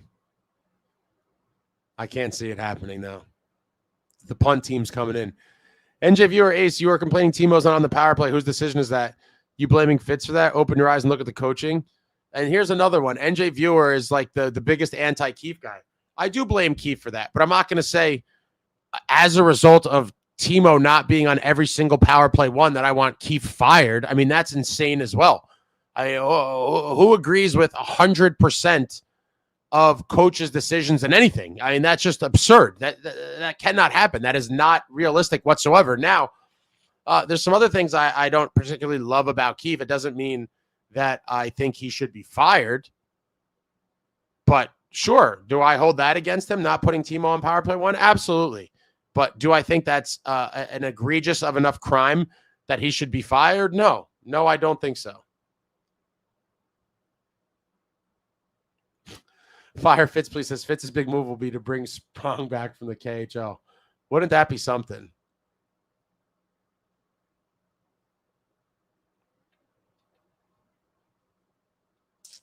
NJ Viewer says Timo is too nice. He's no Kachuk, Wilson, or Hedman. Well, not many are.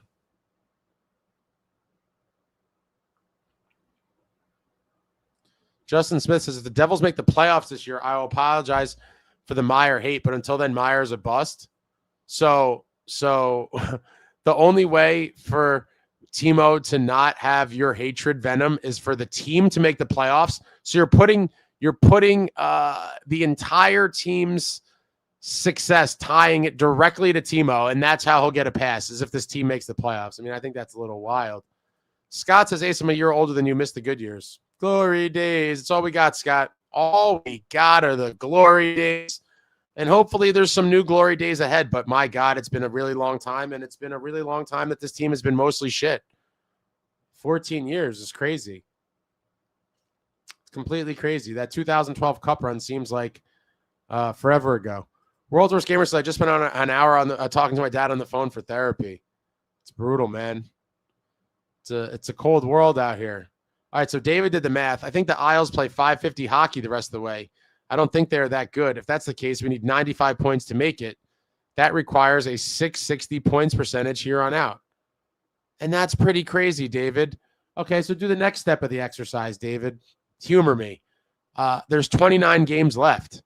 So now give me the records that give you the 660 points percentage. JP says, what's the difference between the Prudential Center and a red light district? In a red light district, you pay $300 and somebody scores. Yo. Oh, my God. That's pretty funny. Oh, man.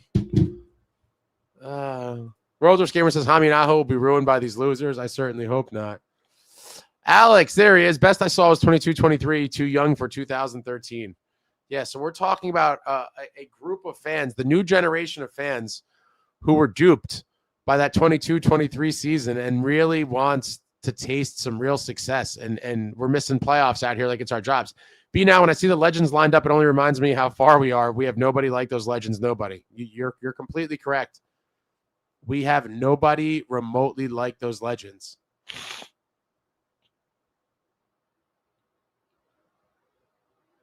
Woodson says, I'm looking forward to 2031 when our top six is gone. Dude, you're brutal. I mean, I don't know what makes you think that with them gone, the team is going to be in a better position to contend. Like, well, who are you counting on? The three guys that we think will be here? Devils, then I think Ace might have a stroke over Brian. Because he comes with the Timo hate after every single game. Every single game.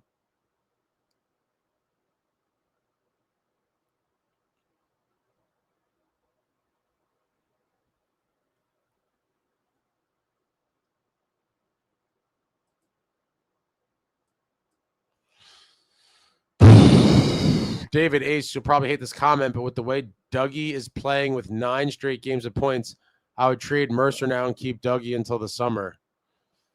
I wouldn't, because this team is cooked. They're not making the playoffs, and so you have to sell Dougie also. That was the next kind of thing I was going to get to, is if you thought this team was in a real position to make the playoffs, you absolutely keep Dougie. But as we get closer to the deadline, I think it's going to become painfully apparent that they're not going to make the playoffs. And so you got to cash out Dougie high at the deadline.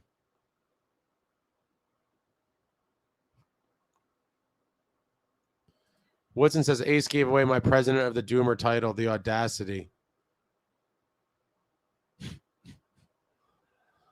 Oh, man. Scott said, I made my wife watch so much shitty hockey this year. Yeah, it's been a painful year. Painful year. Justin is on the hate train. I agree. Timo needs to be gone. B now says Timo is the toughest guy on the softest team. Benjamin, another summer, another camp, another Vegas odds blitz, and inevitably another flaccid season next year, baby. I'm getting so tired of it. So tired of it. Fire Fitz, please, says, Ace, you either have to blame Timo for his underwhelming play or Keefe for bad deployment. You can't say that neither is a problem. I'm saying they're both an issue. Timo's having a down year, and I do believe he's being misused. But what does that mean? In the grand scheme of things, what does that mean? I'm saying there's blame to both. Timo is underperforming, and Keefe is not using him properly. Now what?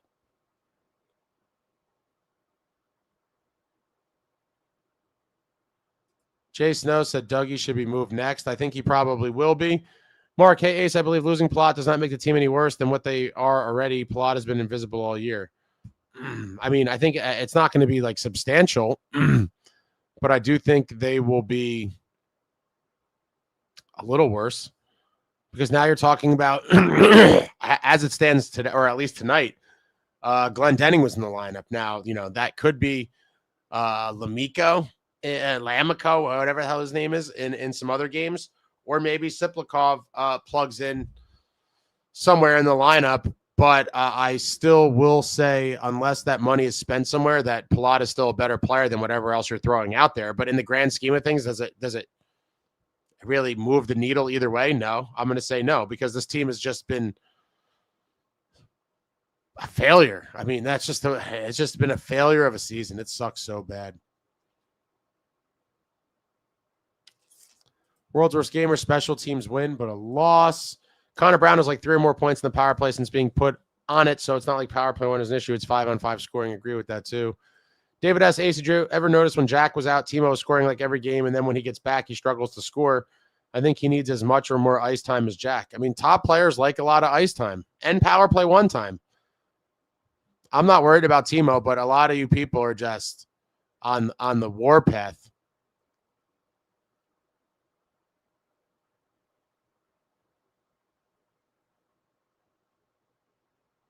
Justin says, this team is going to put everyone in a mental institution.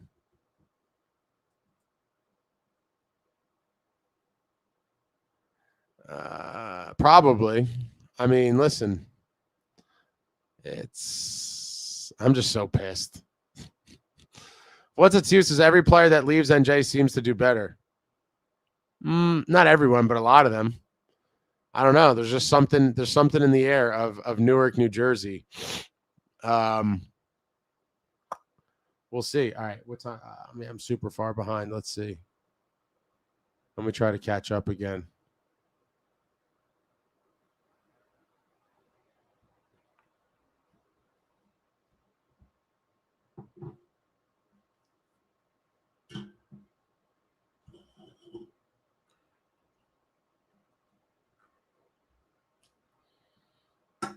I might have to go for the tequila soon.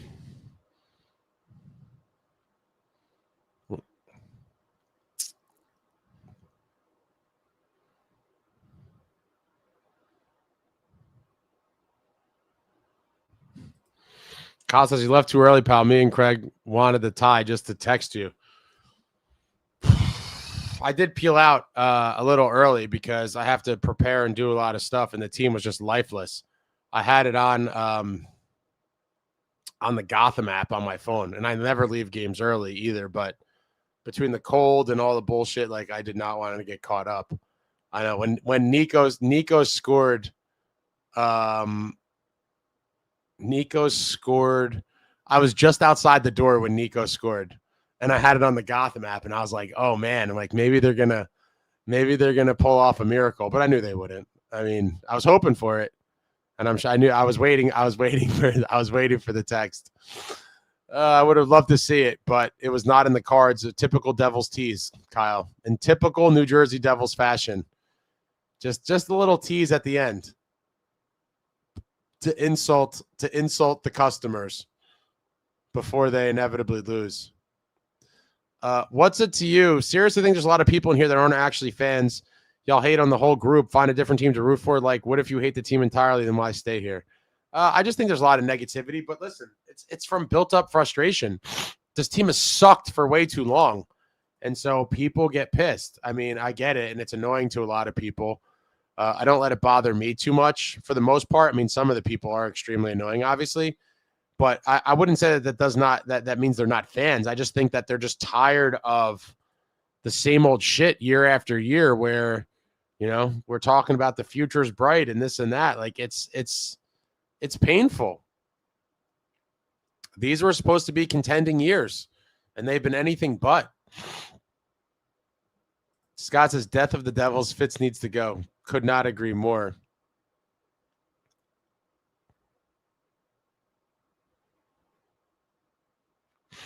Just the name, we get 2 first, I guess it's supposed to be first overall picks, and they couldn't be generational. It happens. Not hating, but wish Celebrini or the like was available then, luck of a Devils fan. Yeah, listen, I've said this to people before as well. Nico and Jack are very good players, but they're not, McDavid, Celebrini, some of these guys. And it is unfortunate. Those guys don't come around too often. And again, Jack and Nico are two very good players, but they're nowhere near the level of those players. And for teams that do have number one overalls in years where those guys are available, it's a very good thing for them. I just realized I have the most pain of all time in my forearms from insane amounts of snow shoveling. Like, I don't even know. Like, I might have to go get like some pain medication. Like, holy shit. I didn't realize how bad it was till right now. And I went to type something and I'm like, what the hell? What is this feeling in my wrist and forearm? And I realize now it's from the freaking snow. Oh my God. Unbelievable. I'm getting old, folks. I am getting old. Scott says Bert Kreischer has a new Netflix show if you're looking to laugh instead of cry. I might have to check that out.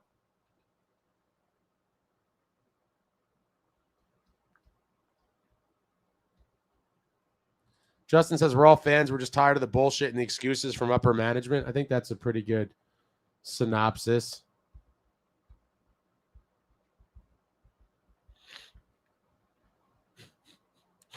John says, with Palat gone, who's the next person to bash and bully? I'm curious to see who the people pick. Some are latching on to Timo firmly. Obviously, I'm not with that. So Brian says, Ace, last 13 games, Timo 2 points, Jack 14, Nico 9, Brad 8. Okay, great. That's the last 13 games you're cherry picking. On the season, I mean, he's got less than all those guys, but how many of those points came on the power play for them? I bet you it's a lot, Brian. I would bet you it's a lot. Red Devil says, rebuild me, daddy, rebuild me. Me clutching Lou Lamoriello's leg as security trying to haul me away. Man. GJ Zito says, Michael McLeod, a center, won faceoffs and was a perfect third or fourth line center, and you're right, never was replaced. He was a big part of that team. And you cannot talk about it enough. That, he could hit, he could pass, he could score, he could do a little bit of everything. He had speed.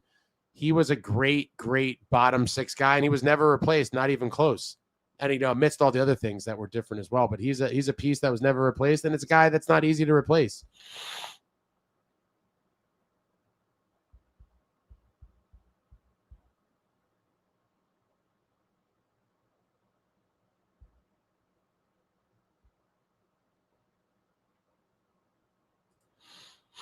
David says this season is realistically over. Even when we won 3 in a row, we barely moved up in the standings. Now we've lost 2 since, so we're probably like 9 points out now. The standings are pretty rough. Devils Den says, in my eyes, the only untouchables are Brad Hischier and both Hughes. Otherwise, have at it. Oh, Austin. There's no such thing as untouchables. I'd trade all these guys. If it made the team better, I'd ship all of them without thinking about it. Uncle Lou taught us. It's about the crest on the front of the jersey, not the name on the back. And actually, shout out to Johnny Mac. During his little speech at the ceremony, he said something along the lines of, playing for the logo on the front of the jersey. I could have cried. I think a tear welled up in the corner of my eye. We're all just disciples of Lou. We're all just Lou disciples. Suk says, don't care anymore. I'm trading multiple core pieces on this team for Brady if I must. Any combo of 2 of ours equals 1 of him. Jeremy Proper could chuck for whatever it takes. Nothing too much for him. Look what his bro did down here in South Florida. I don't know that he's going to have quite the same impact, but I think it's a pretty big impact. Red Devil says, Sens fans who hate Brady only hate him because he's American. They can't stand anyone who's not Canadian as captain unless the team is winning a cup. Look how Toronto turned on Matthews. Well, let's figure that out then. Let's get him to an American city, Newark, New Jersey.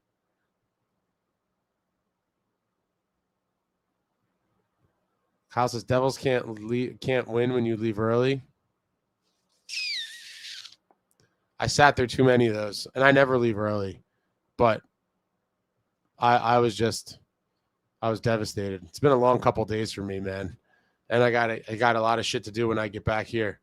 I was watching on my Gotham app, hoping to miss a a great comeback, but was not in the cards.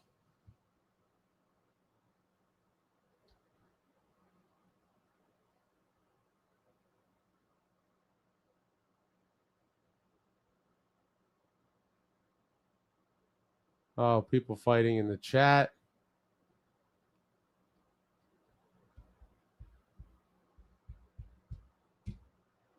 SJ said, Brat not at a point per game.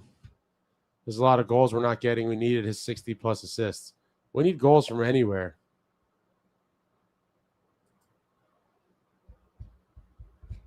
Austin, the blame should be put on the entire Devils team, not just Timo. Completely agree. But some people here are going to, pick the guy that they want to harp on.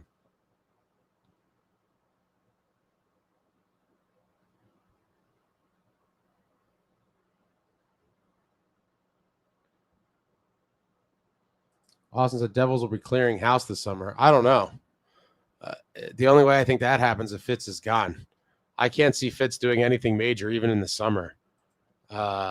Minor moves maybe, but it seems like he's married to this core for the rest of his time here.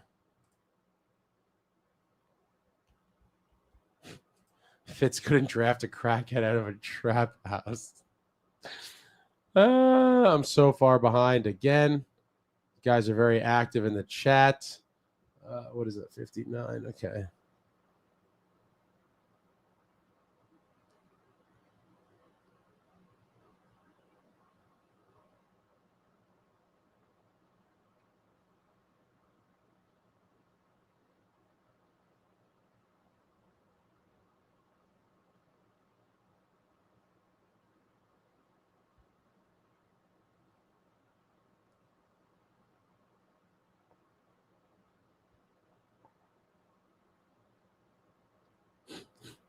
You guys are just dooming. It's only late January. The season's not over. Isles, Keens, and Avs will all joke from winning the cup. Classic.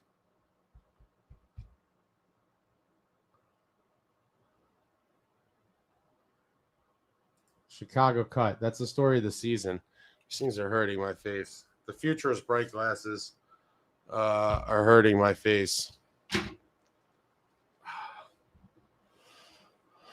Oh, boy, folks. I need to get another water. I'm dying.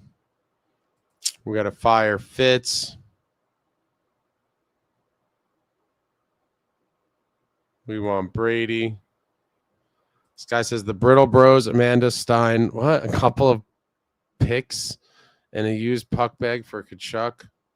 Be now. Keith makes 0 game time adjustments. Remember, Lemaire, he would just every period, and you knew even if you weren't a fan, you could see it masterclass. Punt 2026.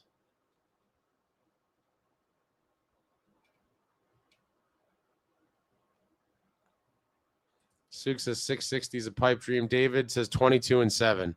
Yeah, I mean, 22-7 is pretty crazy, right? I mean, if you think they're really going to go 22-7, I'd love to see it, but that's insane to believe they're going to go 22-7. Wow.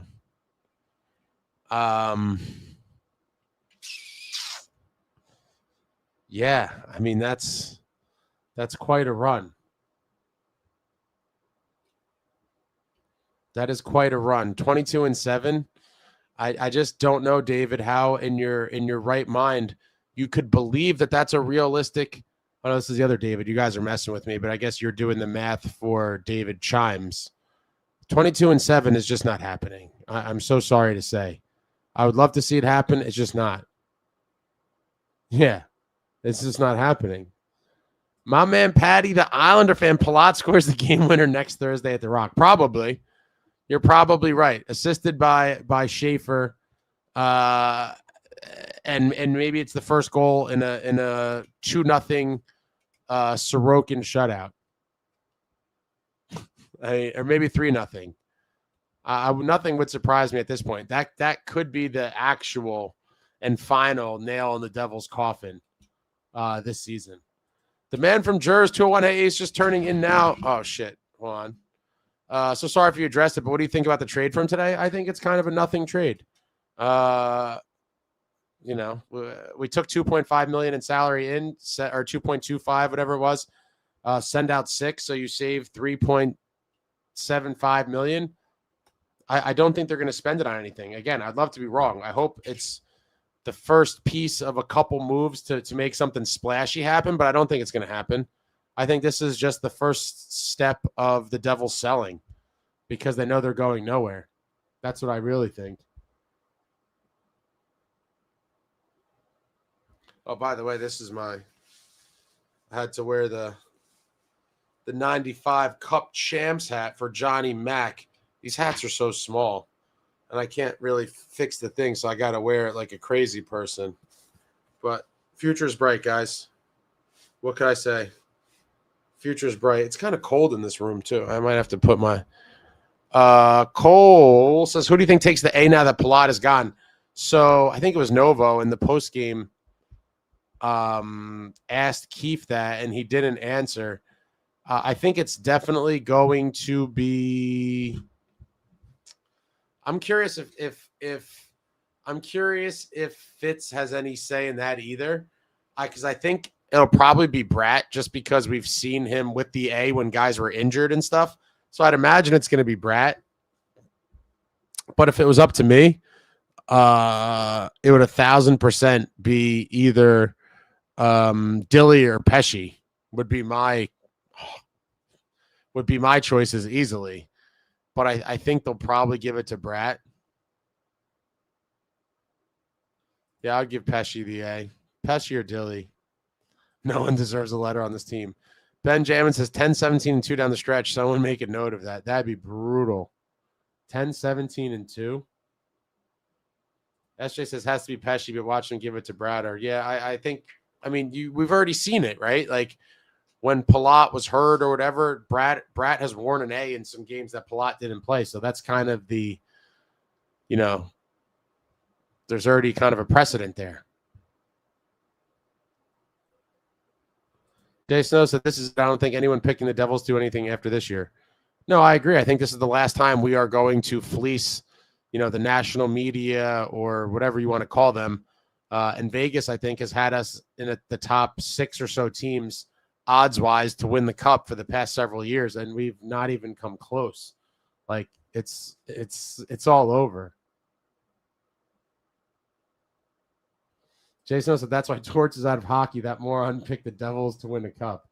Listen, maybe he was, he was hopeful like the rest of us.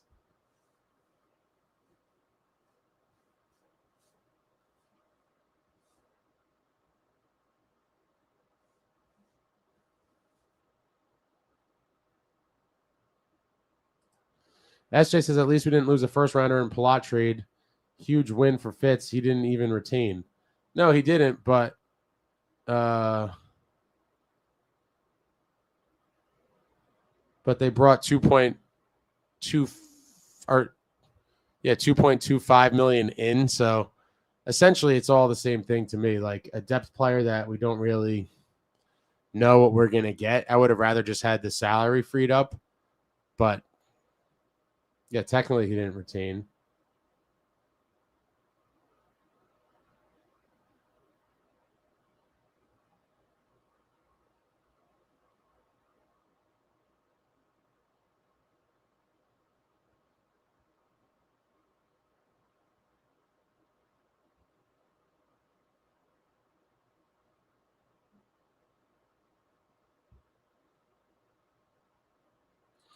Here's David Chimes. Final 29. We need to go 19, 9, and 1 to catch where I think the Islanders fall to in pace. Sorry, too soon to call the season unless you believe in weak special teams and weak net front D aisles that much. 19, 9, and 1 is still a pretty impressive streak. I don't know how you could believe this team is capable of that. Again, I hope you're wrong. I mean, I hope I'm wrong and that you're correct here, but I just have not seen anything to make me believe this team is going to rise to that level when it matters most. Because where was it tonight? Where was it against the Kraken? David S., hit the like button for your boy. And where's the love for old school Johnny Mac? Thanks, David S. Hit the thumbs up for your boy. Hit the thing. If you're not subscribed, hit the subscribe button. If you're subscribed, hit the notifications thing. And hit the thumbs up for Johnny Mac and the legends in the building tonight. What a night, though, seeing those guys out there.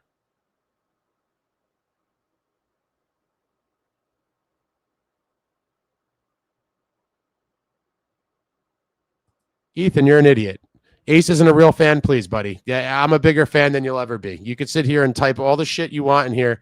I have to get home and do a lot of stuff. I've literally probably left 3 games early in my entire life. Yeah, so bite me. How about that? I was watching it on my phone. I'm entitled to do that. I have to cut through a lot of traffic. It was freezing cold out. I did not want to deal with the cluster of people getting out of there. I have to set up all this crap to come here and do the show. And so I don't need to explain myself to you, and I certainly don't need to have a fandom dick measuring contest with you either, because you certainly won't win that either. Ronan put this fool in his place. Being out older guys like Ace and I expect better. We tired. We expect more. Yeah, we just have a different level of expectation because we've seen winning teams and what they look like. Winning organization mindset, and this is not it. It's terrible. Henrique Hughes at his peak is top 10 in the world. He just doesn't stay healthy. And ain't that true? It's unfortunate. But he looked great tonight, even with the one hand. He was just flying everywhere. Would love to see him be able to get some power behind the shot. Would really like that. But, you know, he's still creating despite being with the one-handed man right now. It's still happening. I thought he was going to bury a couple tonight. I really did. But it just was not. I wonder if that one would have went in that Brad tipped.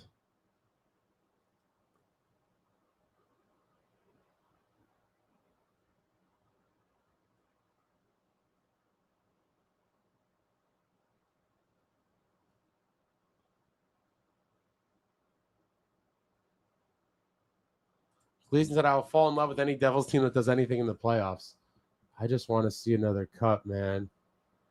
Oh, no, I'm positive it's from shoveling snow, Justin. My driveway is pretty big, and the snow was pretty damn heavy. And I did it. I did a lot of it yesterday, and I had a little bit to do today. And that shit was heavy. That thick, icy kind of snow where I'd have to imagine overall it was definitely thousands of pounds of snow for sure. Just heaving it.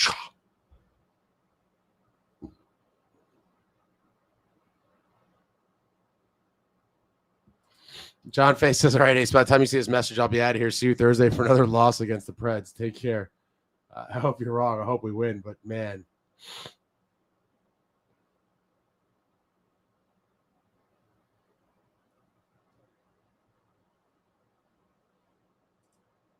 I would trade anybody in a trade that improved the team, period. Anyone.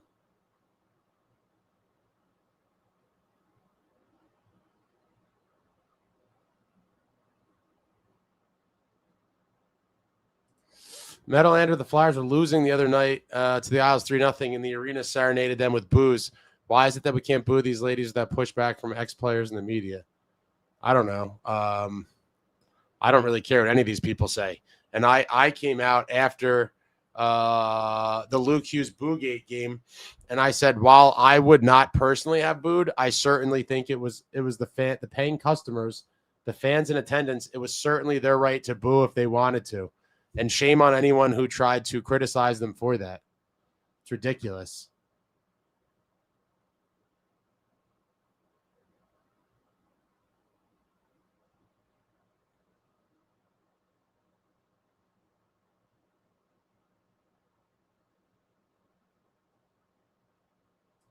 Justin Ames says, something tells me Siegs gets traded before Dougie and Fitz continues to stay with the thought number 7 is still worth the time. I mean, he could be. Jungle Static, explain if our core is so bad, why would Brady help? I mean, the Sens already have Brady, and what has he done for them? Worse than us. Matty went from Calgary to Florida, big upgrade, different story. Well, I mean, it's not just going to be him. You make the other moves as well as part of revamping the team. It's just the team is lifeless. There's no energy. There's no anything. I think Brady and a couple other guys mixed into this existing team would go a long way.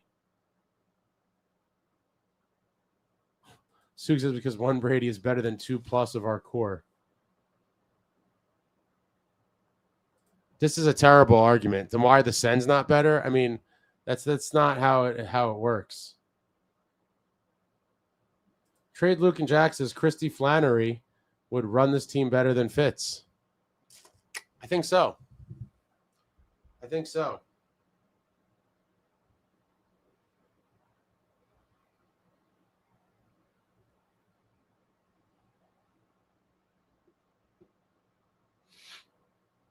I hope I didn't do any permanent damage to my I might have some tendon issues here, guys. This is a real concern.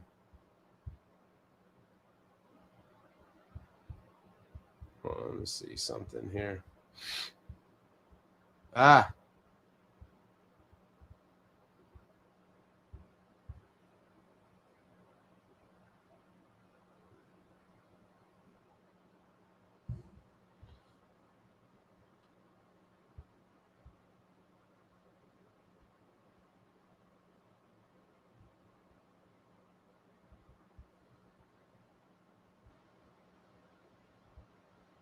I just want to see this team compete for something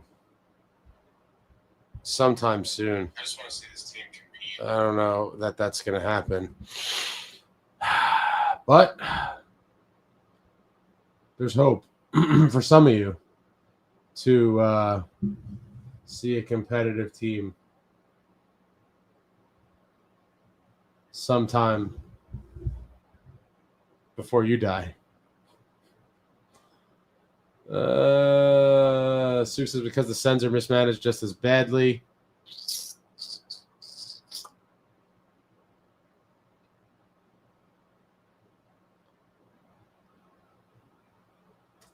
Ethan says Ace can never be happy or worse than Frank. What is there to be happy about? What are you even talking about? People like you are part of the problem. What am I supposed to be happy about? Tell me, Ethan. You're probably also 15, so I'm probably arguing with a kid. But I'm certainly can be happy. But what is there to be happy about right now? I hope you say in Italy. Oh, my God.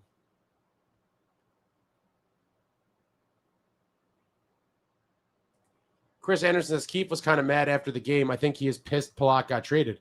I could see that. I saw the Keefe because, like I said, technically this made the team worse. Now, it doesn't matter because the season's over, and I think it's in terms of wins and losses, it's not that substantial.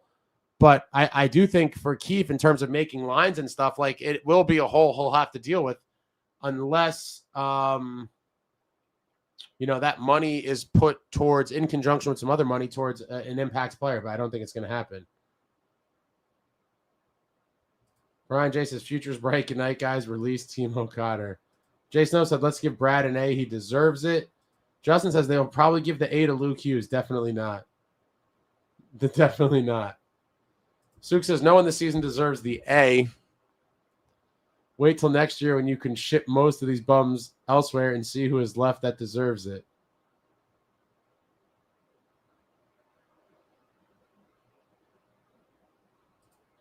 B. Now, so I think Johnny Mack said his son played for Montclair too. Yeah.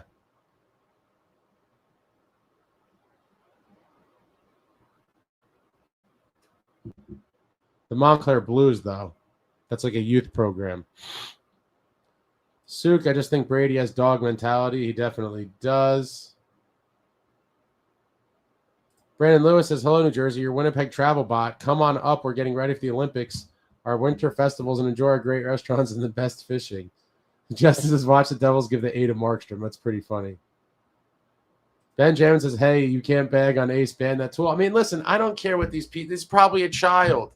I don't let it bother me. I'll definitely talk shit back to them. But I mean, give me a break. I can never be happy. Certainly I can. But what is there to be happy about right now? Tell me. Tell me what I should be happy about. SJ says, I think Brady would hit and no one will mess with our small players as much, and guys like Timo will be more physical, in my opinion. I agree with all that. And a lot of times, guys just need a change of scenery.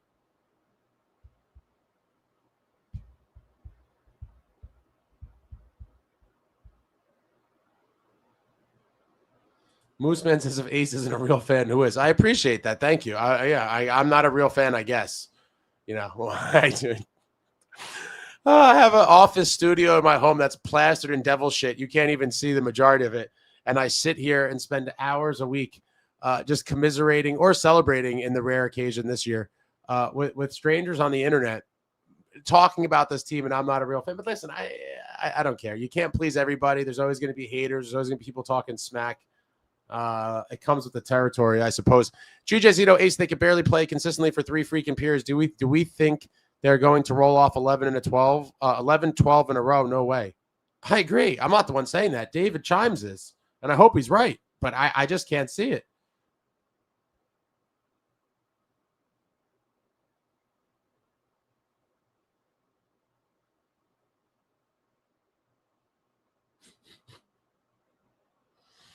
Now you people are yelling at Ethan. I love it.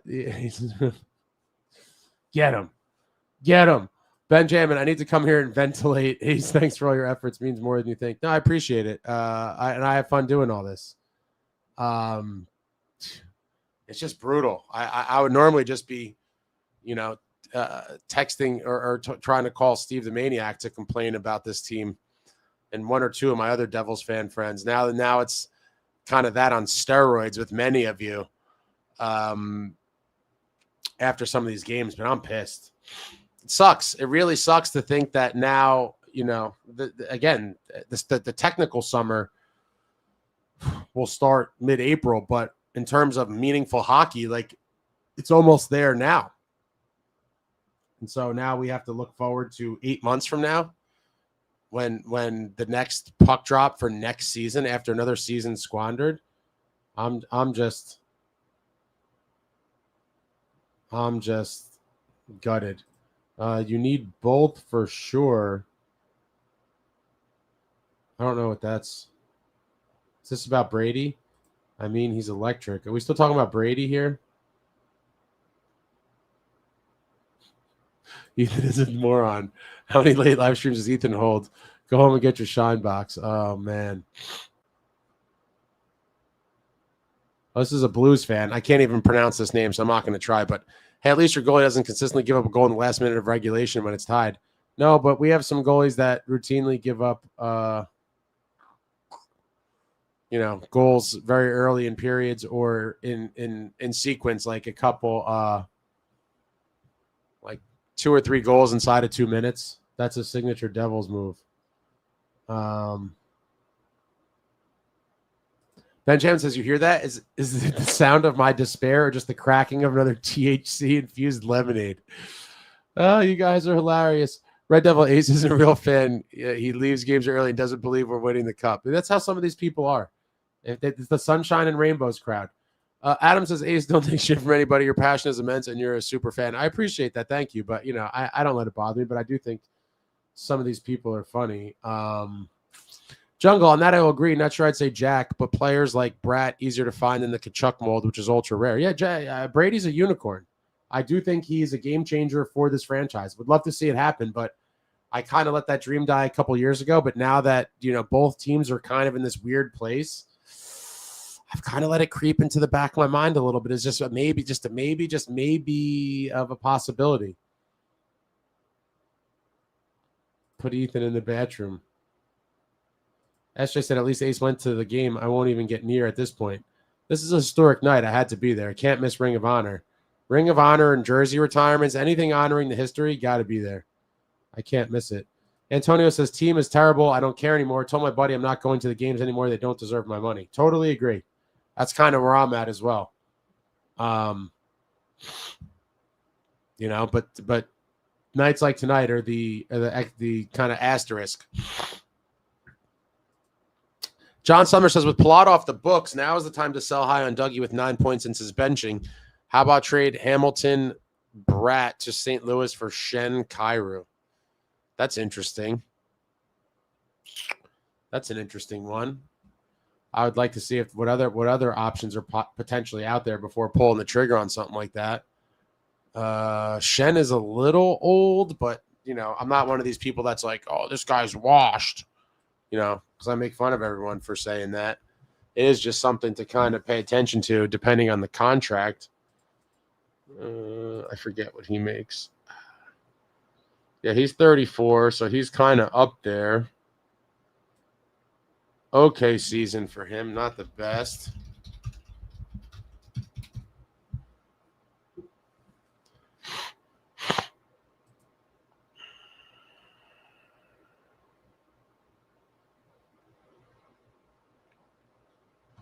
Two more seasons at 6.5. Wouldn't hate it.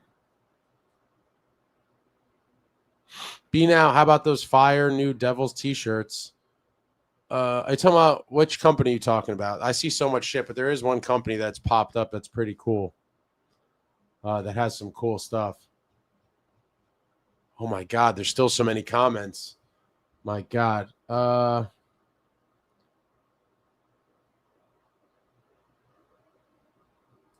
GJ Zito lived watching the start of this team in the 80s. They were building for something, and we got a taste in 88. Almost made the cup. The 90 to 2000 was 20 years of expectations. These last 15, embarrassing. Couldn't agree more. Could not agree more. And I became a fan in 94. Very lucky and fortunate timing with how old I was, with kind of where the team was at the time. And I wish I was a fan a little bit earlier and could have enjoyed the 88 run and the Johnny Mac overtime goal against the Blackhawks. That must have been awesome as a fan, but I was only a few years old. But I know a lot of you really longtime fans that have been there since the beginning have witnessed, the lean years, and then you kind of saw the pinnacle, and then you've seen it all kind of come crashing down again. These last, or not all of it, but for the majority of the last 14 years. B now says Brady compliments a Jack and a Brat with a lot with his toughness. Completely agree. The man from Jersey says, I have that hat too, Ace. You have to bend the brim and it will for better. But I've had multiple, I've bought this hat. I've had a few of them over the years. And I don't know if my head got bigger or if these things shrink because they're so old. I don't know. But I feel like I had one that was bent and it didn't really make it much better. I'll have to mess with it. I only break it out for special occasions for the most part. Chris said Keith looked like he wanted to quit after the game. Surprised he seemed to like Palat so much. He likes veterans that do what he asks of them. And I think he probably gets maybe not necessarily pushback, but some of the younger guys don't listen quite as well. Suk says, if hypothetically you trade Jack in a Brady trade that doesn't get it done alone, Sens aren't stupid. Dude, you're stupid for even saying that there's no chance of this. They're not trading Jack Hughes. Let it go, man. I know you dream of it, but it's not happening. I know. I think I am going to get one. I've never light shoveling is not that bad. I don't know, would it snow a couple times, a couple weeks ago? That was kind of child's play, but now with these monster storms where the shit was buried, yeah, I'm feeling it in my I'm feeling it all over I feel it in my legs too. I'm not even going to lie. I feel it everywhere. My back, my neck, my calves. I feel like I got hit by a train, dude. Yesterday, I think I was out there for 4 hours. After a while, I tried to do the Zamboni move. I was trying to more push it to the thing and then shovel a little bit up. But then, there was some intense bending over and just flinging. There was every action there possible with this heavy snow, and I'm feeling it. I'm definitely feeling it. So it's not a tendon issue, just forearm muscle aches from the gripping the shovel in the cold. Yeah, it sucked. It certainly sucked. Jungle Static says, I would drive Nico and Mercer to the airport myself. What is that in reference to? Oh, I think Nico gets it done with maybe Mercer or Nemitz.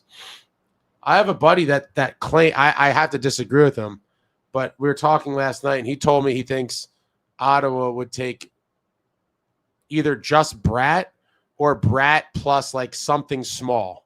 And I told him I wholeheartedly disagreed. And if that was the case, couldn't be happier to make a deal like that. Brandon McCrank says, watching this team fall from the 8-game win streak to now makes me want to stick my nuts in a deep fryer. It's cap space. Bring on Quinn Hughes. Oh, that ship sailed a long, long time ago. Oh, my God. Ethan is 22, guys, and still talking shit. I should block him, but I'll just let you guys continue to make fun of him because it's pretty funny that he thinks he's going to come in here and shit talk me and then come out the victor. I'll let you guys handle this. He's the New York. Yo! Oh, you guys are the best. Oh, man.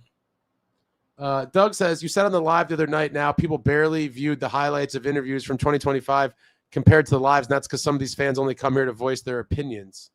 Okay.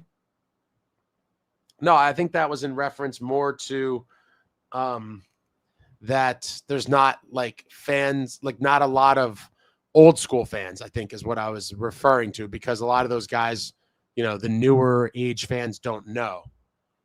That's all. It was just kind of talking about the, you know, the difference between the newer fans and the older fans. David says Puckpedia has the A's on Brat and Jack right now. I mean, like I said, the precedent is there. When Pally has been out, Brat has gotten the A. So that typically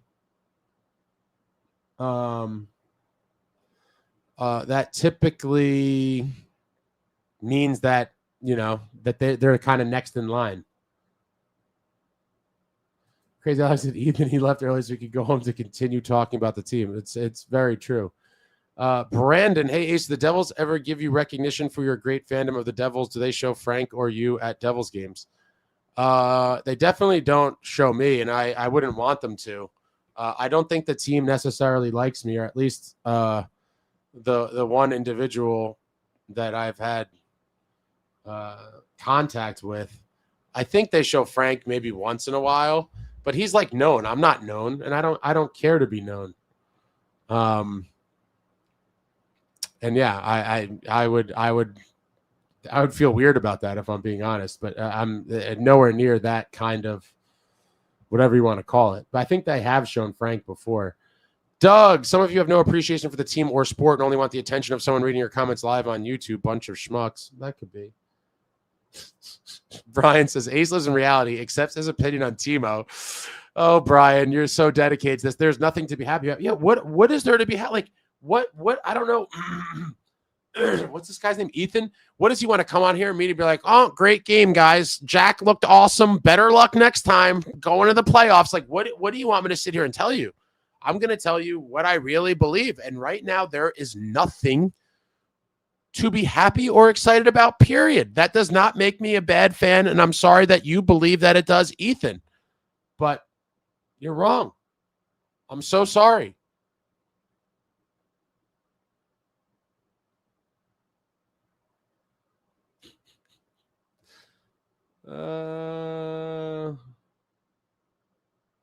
Ethan says, so Ace, I'll be at the game Thursday. Let's see if I will see you. You certainly will not see me, Ethan. I will not be there. I'm probably done for the rest of the season. I have not outside of this Ring of Honor game, I have no desire to drag myself to the arena to watch this team in person. I will watch from the comfort of my own home on my couch. David's really down on the Isles. You guys have way too high of an opinion of the Isles. Must be blind to superstar Jack healed up to call it a season. I still give us a quarter shot. I mean, that's not a very good chance, David. I mean, it's obviously not over, and I'm going to keep hope alive until there's no hope to have. But if I'm being realistic about it, I'm not expecting it to happen. Beanhouse says, Ethan, how many times did you get stuffed in the locker? Crazy says he's either trolling or this is his first post game. No, he's been here a couple times and had said similar things along those lines. Benjamin says, David, I appreciate your optimism, but we are at best a 133rd shot to get into the playoffs.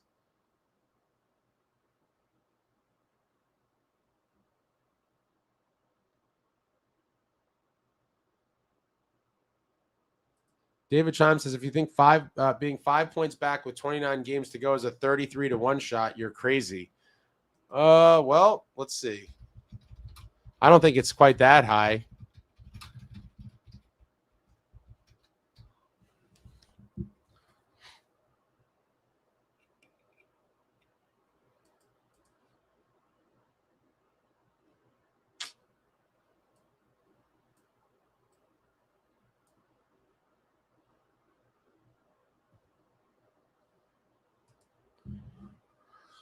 I can't find the odds quickly to make the playoffs, the updated Devils odds. Someone should be able to pull it up. Oh, wait. To make playoffs? What? These are the worst odds ever. The Devils are plus 250 to make the playoffs? Yeah, that's insane. What are they to miss the playoffs? To miss the playoffs, they're minus 320. I don't know. Are they coming up with these odds? Brandon says, Ace, since we had the ceremony tonight and they showed it in Winnipeg, do you prefer the arena in Newark or Meadowlands? Meadowlands in a landslide.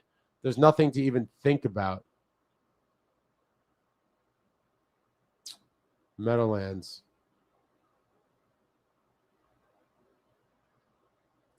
David, I'm sorry, but you guys need to watch shot quality. Hellbuck was great tonight. His shots had velocity and were all well aimed. Have not seen that from Jackson since he came back from injury. No, I agree. But I also don't believe that that's going to make us play nearly 700 hockey for the rest of the season. Again, I would love to be wrong, David Chimes, and I will give you endless props. But I agree. Jack was flying. But does that make us this 700 team for nearly 30 games? I don't think so, but I would love to see it happen. Devil Dog says, Ace preferred the Meadowlands and over the half-empty building many a night, even during our glory years. I'll tell you, I got news for you. Those times are returning to Newark, and furthermore, I think that is a function of the timeline of the franchise more so than where it was. So what I mean by that is, I'm a first-generation hockey fan. A lot of my friends were first-generation hockey fans and picked the Devils, but a lot of kids we grew up with had parents that were Ranger fans, and so they were Ranger fans. So it takes a few generations for a new team like the Devils coming here in the 80s to penetrate a market. And now that people my age have had kids and raised them as Devils fans, the fan base has now, had time to kind of form. And at the Meadowlands, it was still kind of the infancy of the New Jersey Devils as a franchise. And I think that was part of the growing pains of the attendance and everything. I do believe if they were still in the Meadowlands today, the attendance would be very similar to whatever it is at the Rock. Benjamin says Meadowlands better than Newark all day long, 100%. Jay Snow said, keeps wondering why he took this job. This will be his first year missing the playoffs. Yeah, it's pretty brutal for him. My nephews are too small to shovel snow right now. It's going to take some time before they're old enough. They're big enough to be able to do that. Jay Snow said, we stopped getting a lot of snow for years. Now all of a sudden winter's back worse than ever. It's brutal. Now I know why all the old people go to Florida. I might be one of them, and I'm not even that old. I would like to go somewhere warm and never see snow ever again in person. Jay Snow said, what happened to the kids coming around offering to shovel your driveway? Kids don't do that shit anymore. These kids are playing on devices and screens all day. I don't even see kids outside riding their bikes or playing sports, never mind shoveling driveways. The work ethic of the next generation, I tell you. David Chimes, you doomers need to give me odds, then tell me you still think dooming makes sense. 5 points back with 29 games to go and less than 10%, and if you're over 10%, season ain't over. No, I agree, David, but we're just talking about in likelihood. This, Ricky, I don't know where you live, my man, but this snow was deep and it was heavy as shit. And my driveway's big, dude. I was out there for like a good 3 to 4 hours it was deep and heavy. It was like icy and just packed thick and heavy. Yeah, Justin says kids don't shovel driveways anymore. They're too busy on TikTok. It's so true. Gleason says David Chimes, you have 19% chance to make it. That maybe helps you see the picture better than points back. Snow says the kids don't want to do anything anymore. Devil Dog, people romanticize the Meadowlands. Was dead building with 10, 12K, and 19K capacity building regularly for most games, even during our glory years. Yeah, but refer to what I just said. You're talking about a team that needed to penetrate a market and was slowly doing it over time. Like I just said, people my age and even a little bit younger now have kids that they bring to games, or people my age have kids or a little bit older than me or roughly my age. I have kids that are driving to the games on their own. And so it takes time for the generations of fans to have their impact felt in terms of attendance. World's Worst Gamer says it was full of real fans then. Sook says doesn't make Prudential good. Amagi, Ace, you're not a real fan. Hand over your game use Scott Stevens jockstrap. I'll find a better home for it. I don't have a Scott Stevens jockstrap. Oh man.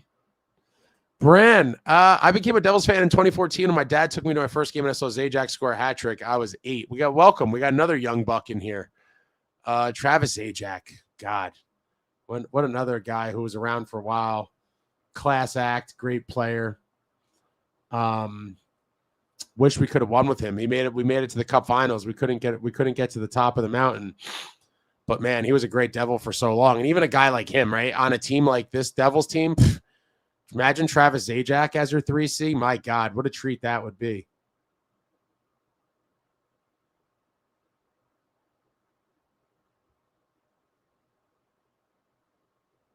Jason SW used to shovel to get some beer money. Mikkel me, hello Ace. Could you imagine waking up at 2 a.m. to watch this team play? That's been my life for about 20 years now. Oh, you poor thing. Where do you live, Mikkel? David Chimes, Money Puck gives us a 20% chance. I think Jack is 100% again, so I give us a 25% chance. Too soon to call it a season. Snow says, David, I appreciate your optimism, but this team looks awful. Listen, it's better than no chance, but I'm still going to hope for the improbable. David says, Frank the Tank's rants about New Jersey Transit are works of art. Jason said, Ethan's calling you out, Ace. I'm not arguing with people. Well, I mean, what does this mean? I'll buy your ticket so I could see you? What does that mean? What are you going to beat me up? I have no interest in going to any more games. I saw what I needed to see tonight. This is unbelievable. What a night. Oh my God, there's still so many comments here. Doug says, when they're so hard to watch on TV, who's going to pay money to see them? I have no problem watching on TV. I cannot drag myself to the arena.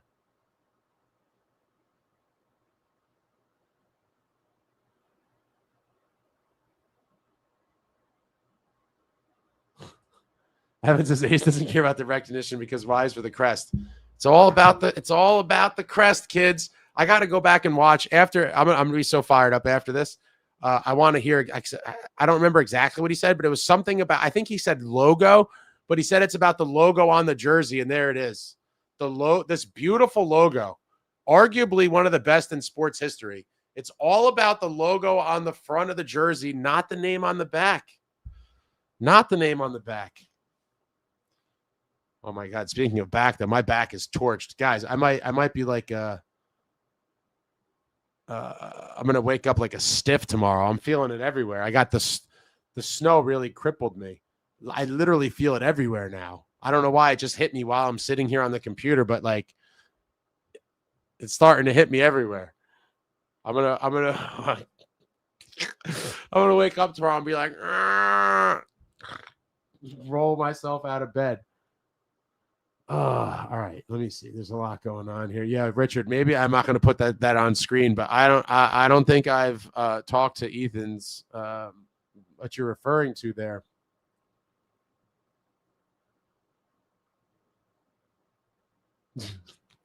Evan says, listen, real fans appreciate you. You know what it means, and we know what it means to go to those games. You wouldn't be doing the right things if you didn't have some haters. I love your content, your community. Let's go Devils. Appreciate you, Evan. Thank you. Thank you.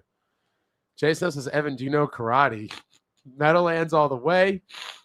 We got Newark is a no-no. I'm not in love with Newark. I'm not going to lie. Doug says Newark is terrible. Sook says, literally every non-hockey fan I go to Devils games with asks me why they put it in Newark. I still don't know the answer. I think it was like politics and money driven. Brandon, why do you like Meadowlands over Newark? It's an actual big city, New Jersey, and has great establishments around Newark. On Winnipeg TV, they showed the area, and it looks beautiful. I would love to see what they showed on TV, but I promise you it's not beautiful. And there's not much around it and too close by. There's like 2 sports bars right across the street. The old arena was way better because it was a massive parking lot and you could tailgate, period. It was just so much better. Yeah, the Meadowlands was in the middle of nowhere, and it was amazing. It was amazing.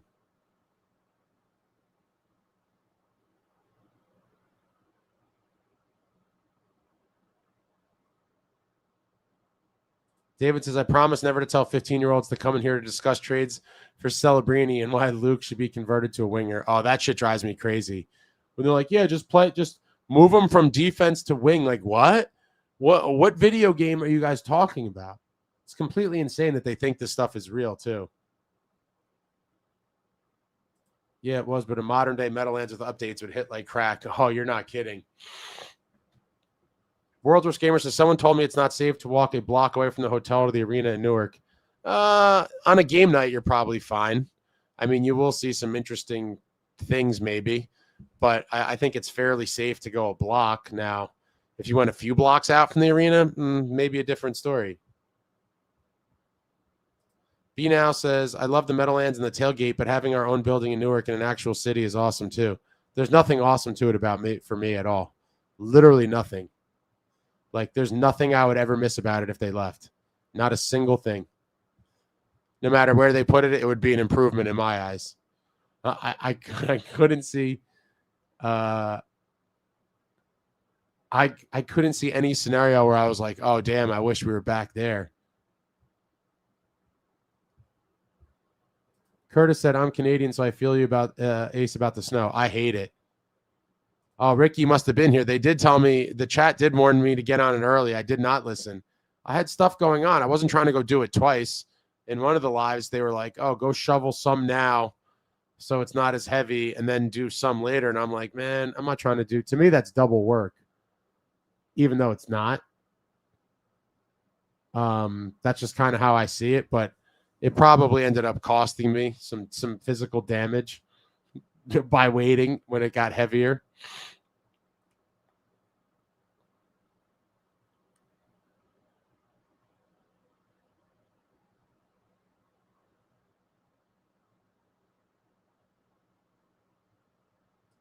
Devil Dog says the excuse was Meadowlands Arena needed public transportation. I never said that. And I believe most of the people still drive to Devils games. Some take the train, but now we have an arena next to one of the busiest train stations in North America. Is that one of the busiest train stations in North America, Newark Penn? And you're still complaining. I personally, I don't give a shit about the train station. I would never take the train to a game, period. So I could care less. You're making it sound like that's something I should care about. I don't care about that at all.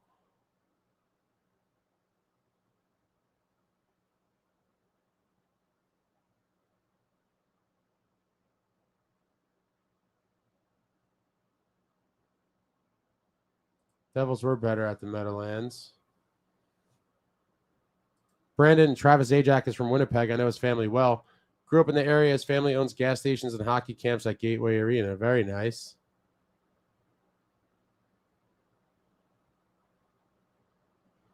Ace, the Husky star, what's going on? Devil Dog says the team was winning. Nobody would be bitching and moaning about the arena in Newark. It's been there almost 20 years.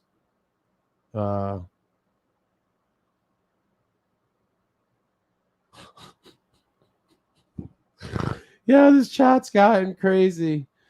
Oh man, I can't even. even if we won, I still wouldn't like Newark, but it's kind of besides the point. Gleason says if they went on a long playoff run, you'd probably see some of the area around Peru improve a little. Winning solves everything. I don't know. There's just a lot of area that would need some improvement. Ace, the Husky star. Glad I skipped through most of this game on my phone. Winnipeg, 2 losses. Yeah, it's brutal. Devil Dog says revisionist history. Everyone loved it when it was built. Nobody complained about it till now. I never loved it, just so you know. Never, ever loved it. Mikkel, Ace, I lived about half a mile from where Lenny was born. Oh, very nice. I forget the name of the town in Finland. I'm probably going to butcher it. Is that Kajani? How do you say that? I don't know. Damn, this kid just turned 21 a couple months ago. He's going to be a good one for the Devils.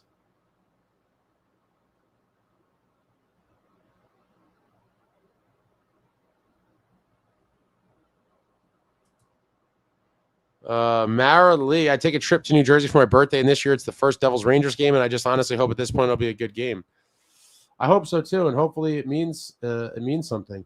It's insane that the schedule makers made us wait till March 7th to see the first Devils-Rangers game of the year. I mean, I just think that's terrible business to make us all wait that long, but it is what it is. Hopefully at least the Devils have something to play for, but maybe not. It could just be a toilet bowl, and maybe we'll see a lot of fisticuffs.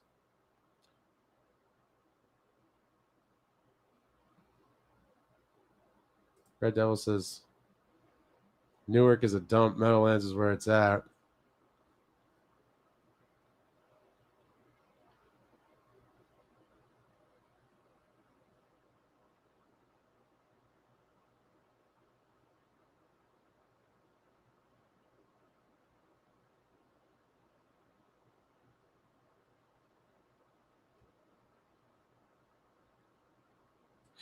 The man from Jersey says, I do think Newark is a better option. Think of it like this. If we won 3 cups of Newark and then moved to the Meadowlands, would you like to move? Yes. Yes, I would. I'd be like, oh, my God, we could tailgate now and not have to drive through city traffic and deal with all this bullshit. Yeah, Newark is horrible. I'm sorry, guys. I'll never be a fan, and I'll always like the Meadowlands better. And it's just icing on the cake is that we were a winning franchise when we played there. But overall, even without that, it's just way better overall.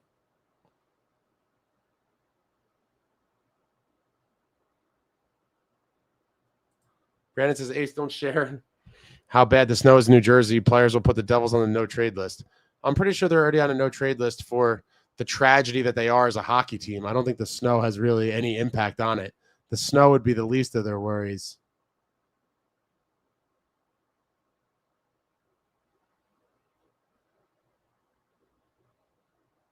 I'm with you, Red Devil. Ethan's kind of weirding me out a little bit.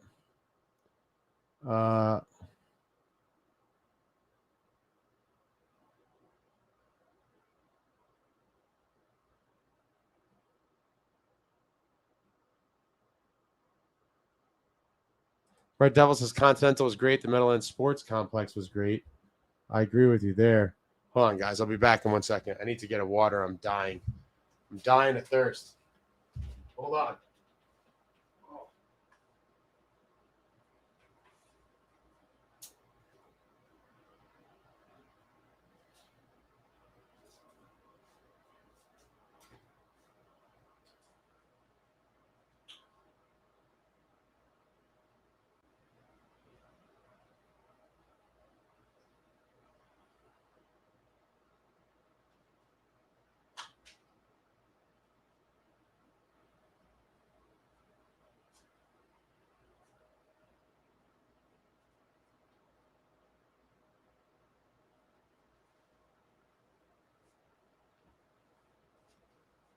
Oh, I already chugged like half of it. I'm dying.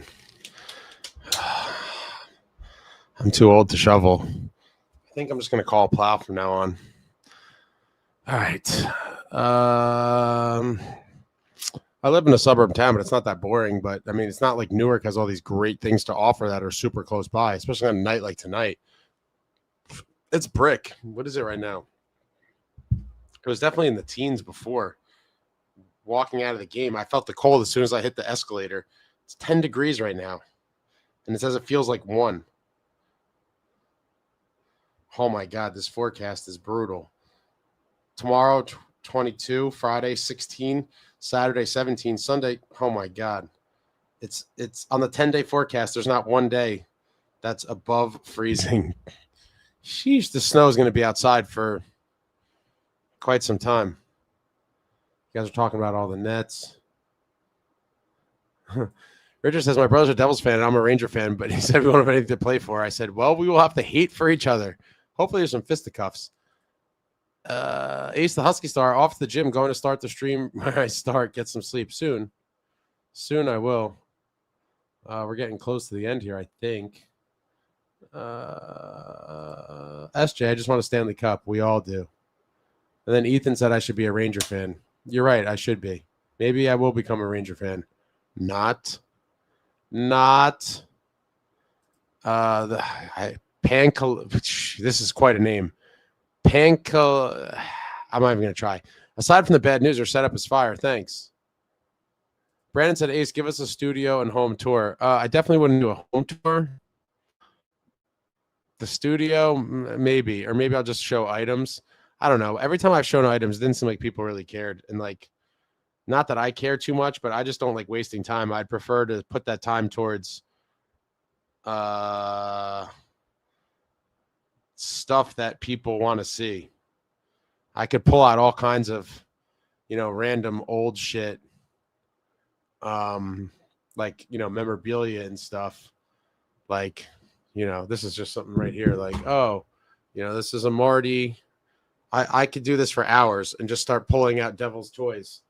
What else? Do I have anything else over here? What do we got?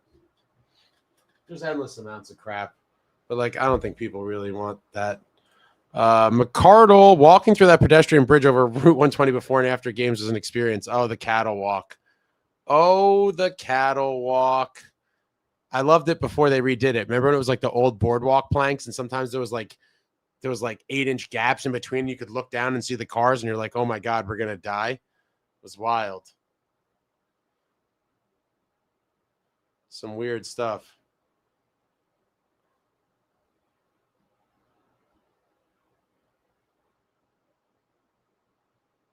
So he says Ace can't even make merch for the fans. So shows how much he cares about the channel. What kind of merch do you want me to make, Ethan? You're sitting here smack talking me. Well, tell me, Ethan, specifically. Please tell me specifically what type of merch you want me to make for the fans, I guess is the term you used. Yeah, what kind of merch do you want me to make for the fans? Curtis says minus 35. Is that Celsius, though? I don't know the conversion. You guys have the Celsius. What is that in Fahrenheit? Now I wanted a Hoboken Arena, too. That would have been a traffic nightmare, but I would take that over Newark for sure. Snow says never going to get warm again. And then Ethan says, again, we want merch. What kind of merch do you want, Ethan? You want me to make some Ranger stuff?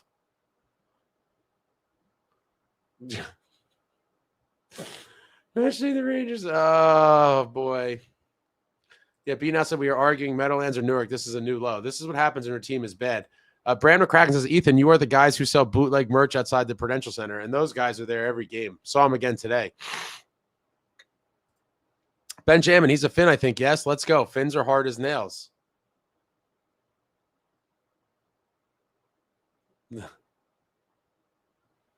Jay Snow, would you trade Mercer and Dougie now?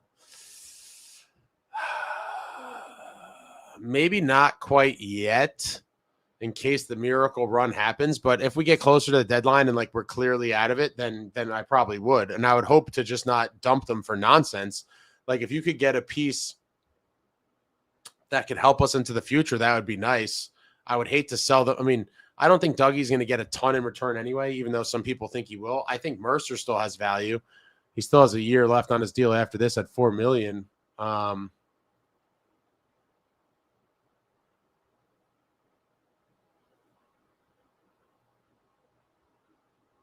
Devil Dog says it wasn't Route 120 back then if you were a real Devils fan. What was it? I thought it was.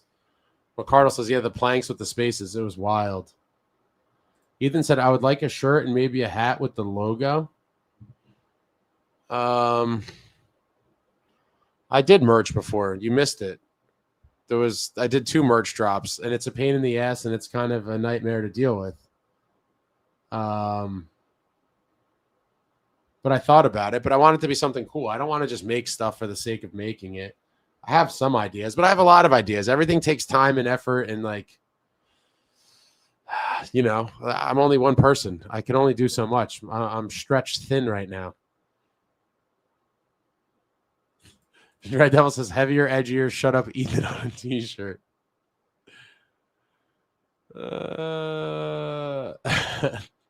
World's War Skewer Devils should come out with garbage bags with the logo on it and barf bags with the logo on it.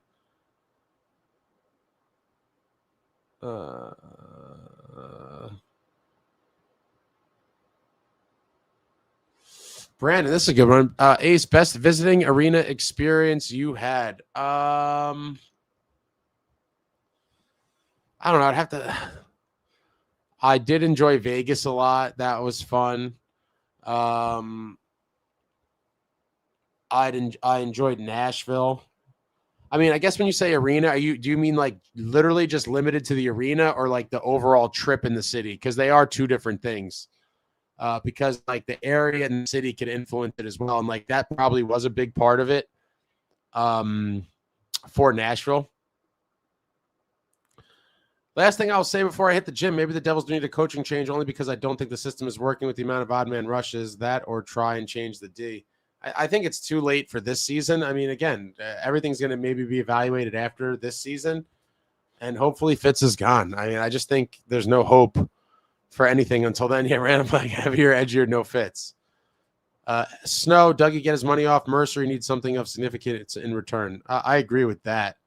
And that, we know, with Dougie, well, depends how you look at it, but yeah, Grits and Nemo are going to get some paydays this summer, and so not having Dougie's money here would definitely help in that effort as well. Art says, "Miracle Run, you're a funny guy." I mean, it could happen. I'm my thoughts are very well documented for quite some time, but you never know. David Chimes is out here still thinking it's going to happen. It was Route 20. Okay. Red Devil, I survived the cattle walk, and all I got is this 25-26 season t-shirt. Snow said, I'm still waiting for my merch. Did you email me, Snow? Email me again. I owe you something, right? I think you're the only outstanding. I think I've shipped out everything else I've had to ship out a long time ago. Did you already get a hat, Snow? I can't remember. Did you get a hat? Did you win 2 things? Evan says, I don't know you, Ethan, but come find me. Oh, my God. We have an Evan versus an Ethan showdown? Oh, boy. The man from Jers, 201, I will say this. The Brendan Byrne Arena, Continental Airlines Arena, might have been a dump, but it was our dump. I drive past the arena on the daily and admired as I drive by. Many a memory growing up. Well said. Well said. It was our dump. So many great memories over the years, and being right in the shadows of it a couple years ago at MetLife Stadium for the Stadium Series game, and tailgating right there was a phenomenal experience with all the nostalgia involved. And many other people had said the same. B now said you'd have to leave after the second to get home from the Meadowlands in time for a post game. I don't think so. And then if anything, I would just make the start time a little bit later if I had to. Brandon said, Ace, you need a website. I have one that's under construction, but what type of website are you talking about, Brandon?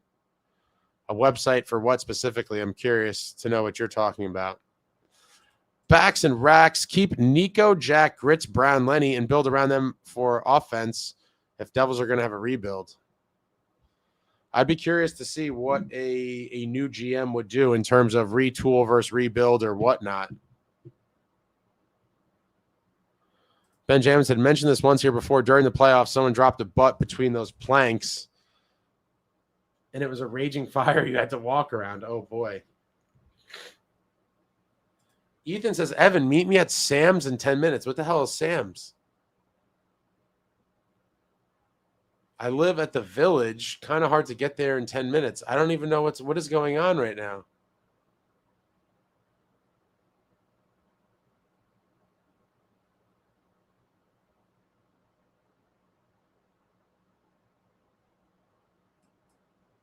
Send me another email. My bad. My life has been crazy. Did you already get a hat, Snow? I can't remember. Suk says the only miracle we'll get as Devils fans is when they miss the playoffs, but somehow do it with minimal injuries. It's terrible. Brandon, Ace, Nashville is quite well done. Mine is Montreal going to Habs games on a big Saturday night is unreal. Also, Boston ranks high.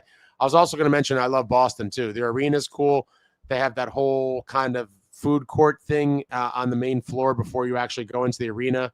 I've talked about millions of times. I love the North End and all the pizza and Italian food and the pastries there. So Boston's always super high on my list as well.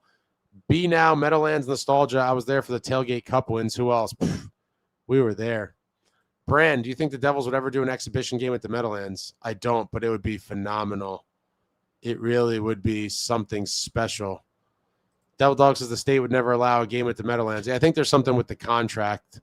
I don't think it would be the state. I think it would be I don't know if that would be the league or the Prudential Center. There'd be some sort of something that would likely prevent it.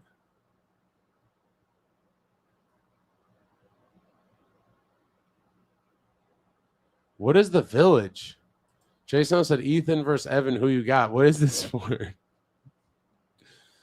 Wait, then Evan said, Ethan, are you the one who played or used to play rugby? No, Snow, email me, you bum. Yeah. Yo. I don't even know what's going on. Wait, is this like is this a confrontation? I'm trying to figure out. I missed some of the comments. I could be completely wrong.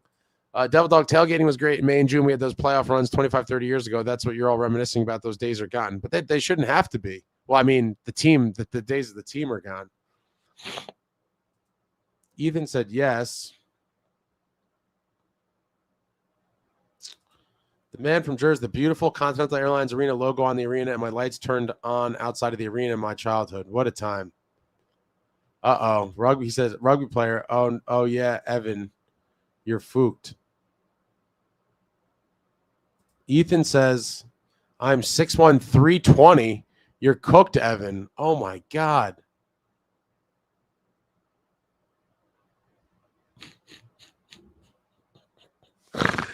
Brad McCracken says, I remember the Islanders played games both at Barclays Center and the Nassau Coliseum. Yeah, that whole Barclays era was kind of strange. B now says, I got 50 on Evan.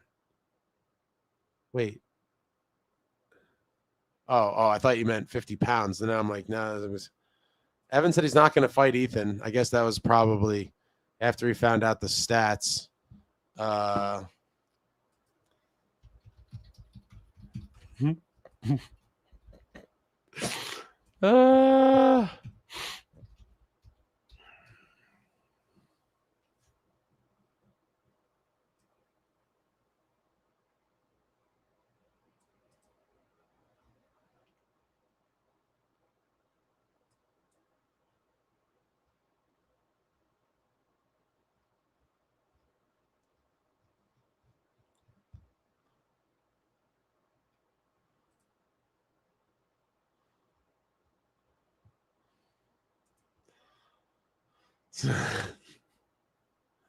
Benjamin, I had a literal pile of playoff towels. You guys would be amazed. My uncle worked for United Airlines, and I went to more playoff games than I could count. No one at United wanted the tickets. What a hookup, right? That'd be amazing.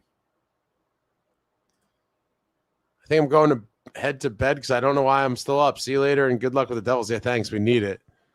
Devil Dog says, I know, but tailgating now in January in this weather, go for it. I wouldn't necessarily need to do it today in this type of weather. But October, November, probably lots of December, it'd be fine. And then probably parts of March, April, and beyond, it'd be fine.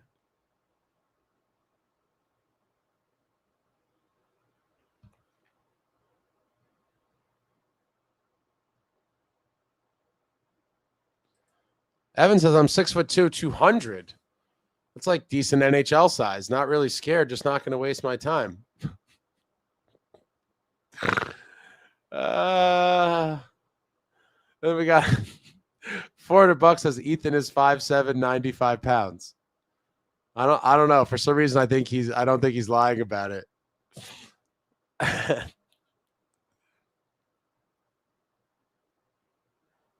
What is the village they're talking about? I don't know either.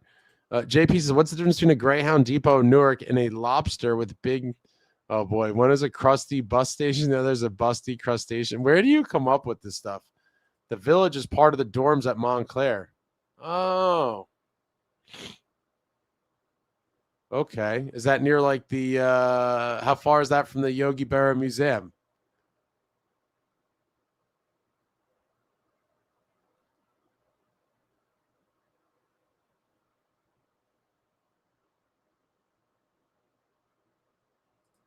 Is this Regan Street? Ace, just wanted to tell you in the chat tonight, I normally listen to your show on my way home from arena or watch on TV when I get home.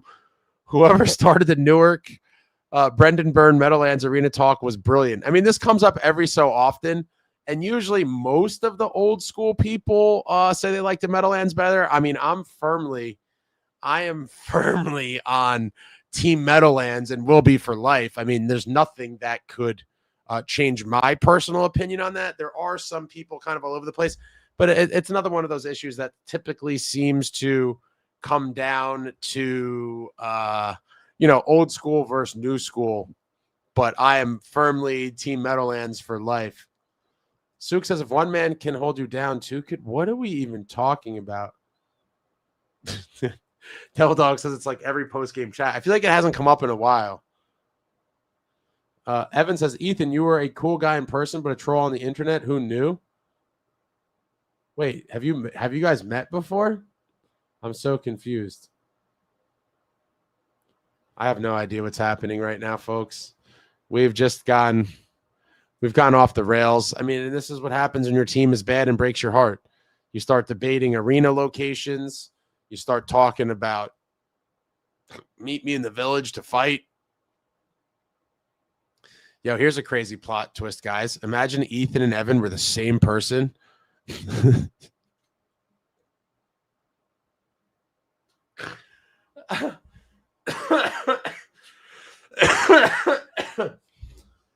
Oh, man.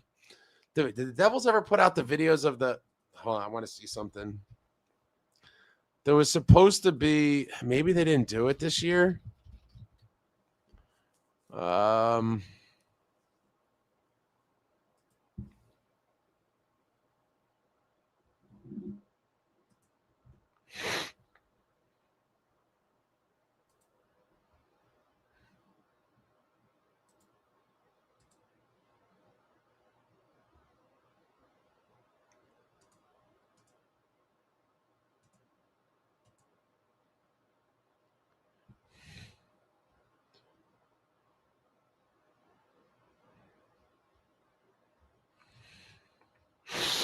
Let me see.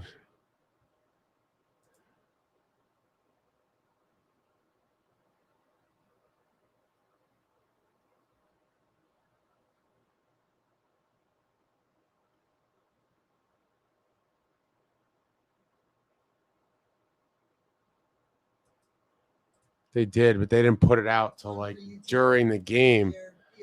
Damn it. I'll watch all this later. I might have some interesting stuff coming up for you guys. We'll see. Regan Street. Love the Devils. I love Meadowlands, but love the Devils more and glad we kept our team, obviously. I remember 95 before the playoff run, we were moving to Nashville. As long as we have a nice arena, I'm happy. Now, as long as we're in New Jersey, I'm happy, but I would prefer to be back where we were. But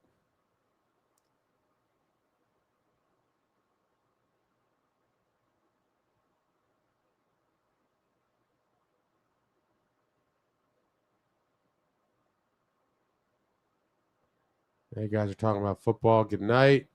Regan, Newark isn't that bad. Parking is rough, but the city needs to build up more shops and restaurants around arena like Gaslamp District in San Diego. Yeah, I mean, I wish there was more stuff around.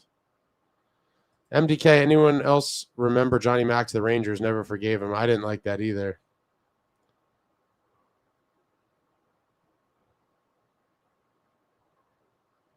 All right, that's it. You got it's fallen off the rails. Unfortunately, the New Jersey Devils return home after a 3-1 road trip, and just can't get it done on Johnny Mac Ring of Honor night in front of Johnny Mac and the rest of the legends. This team cannot get it done.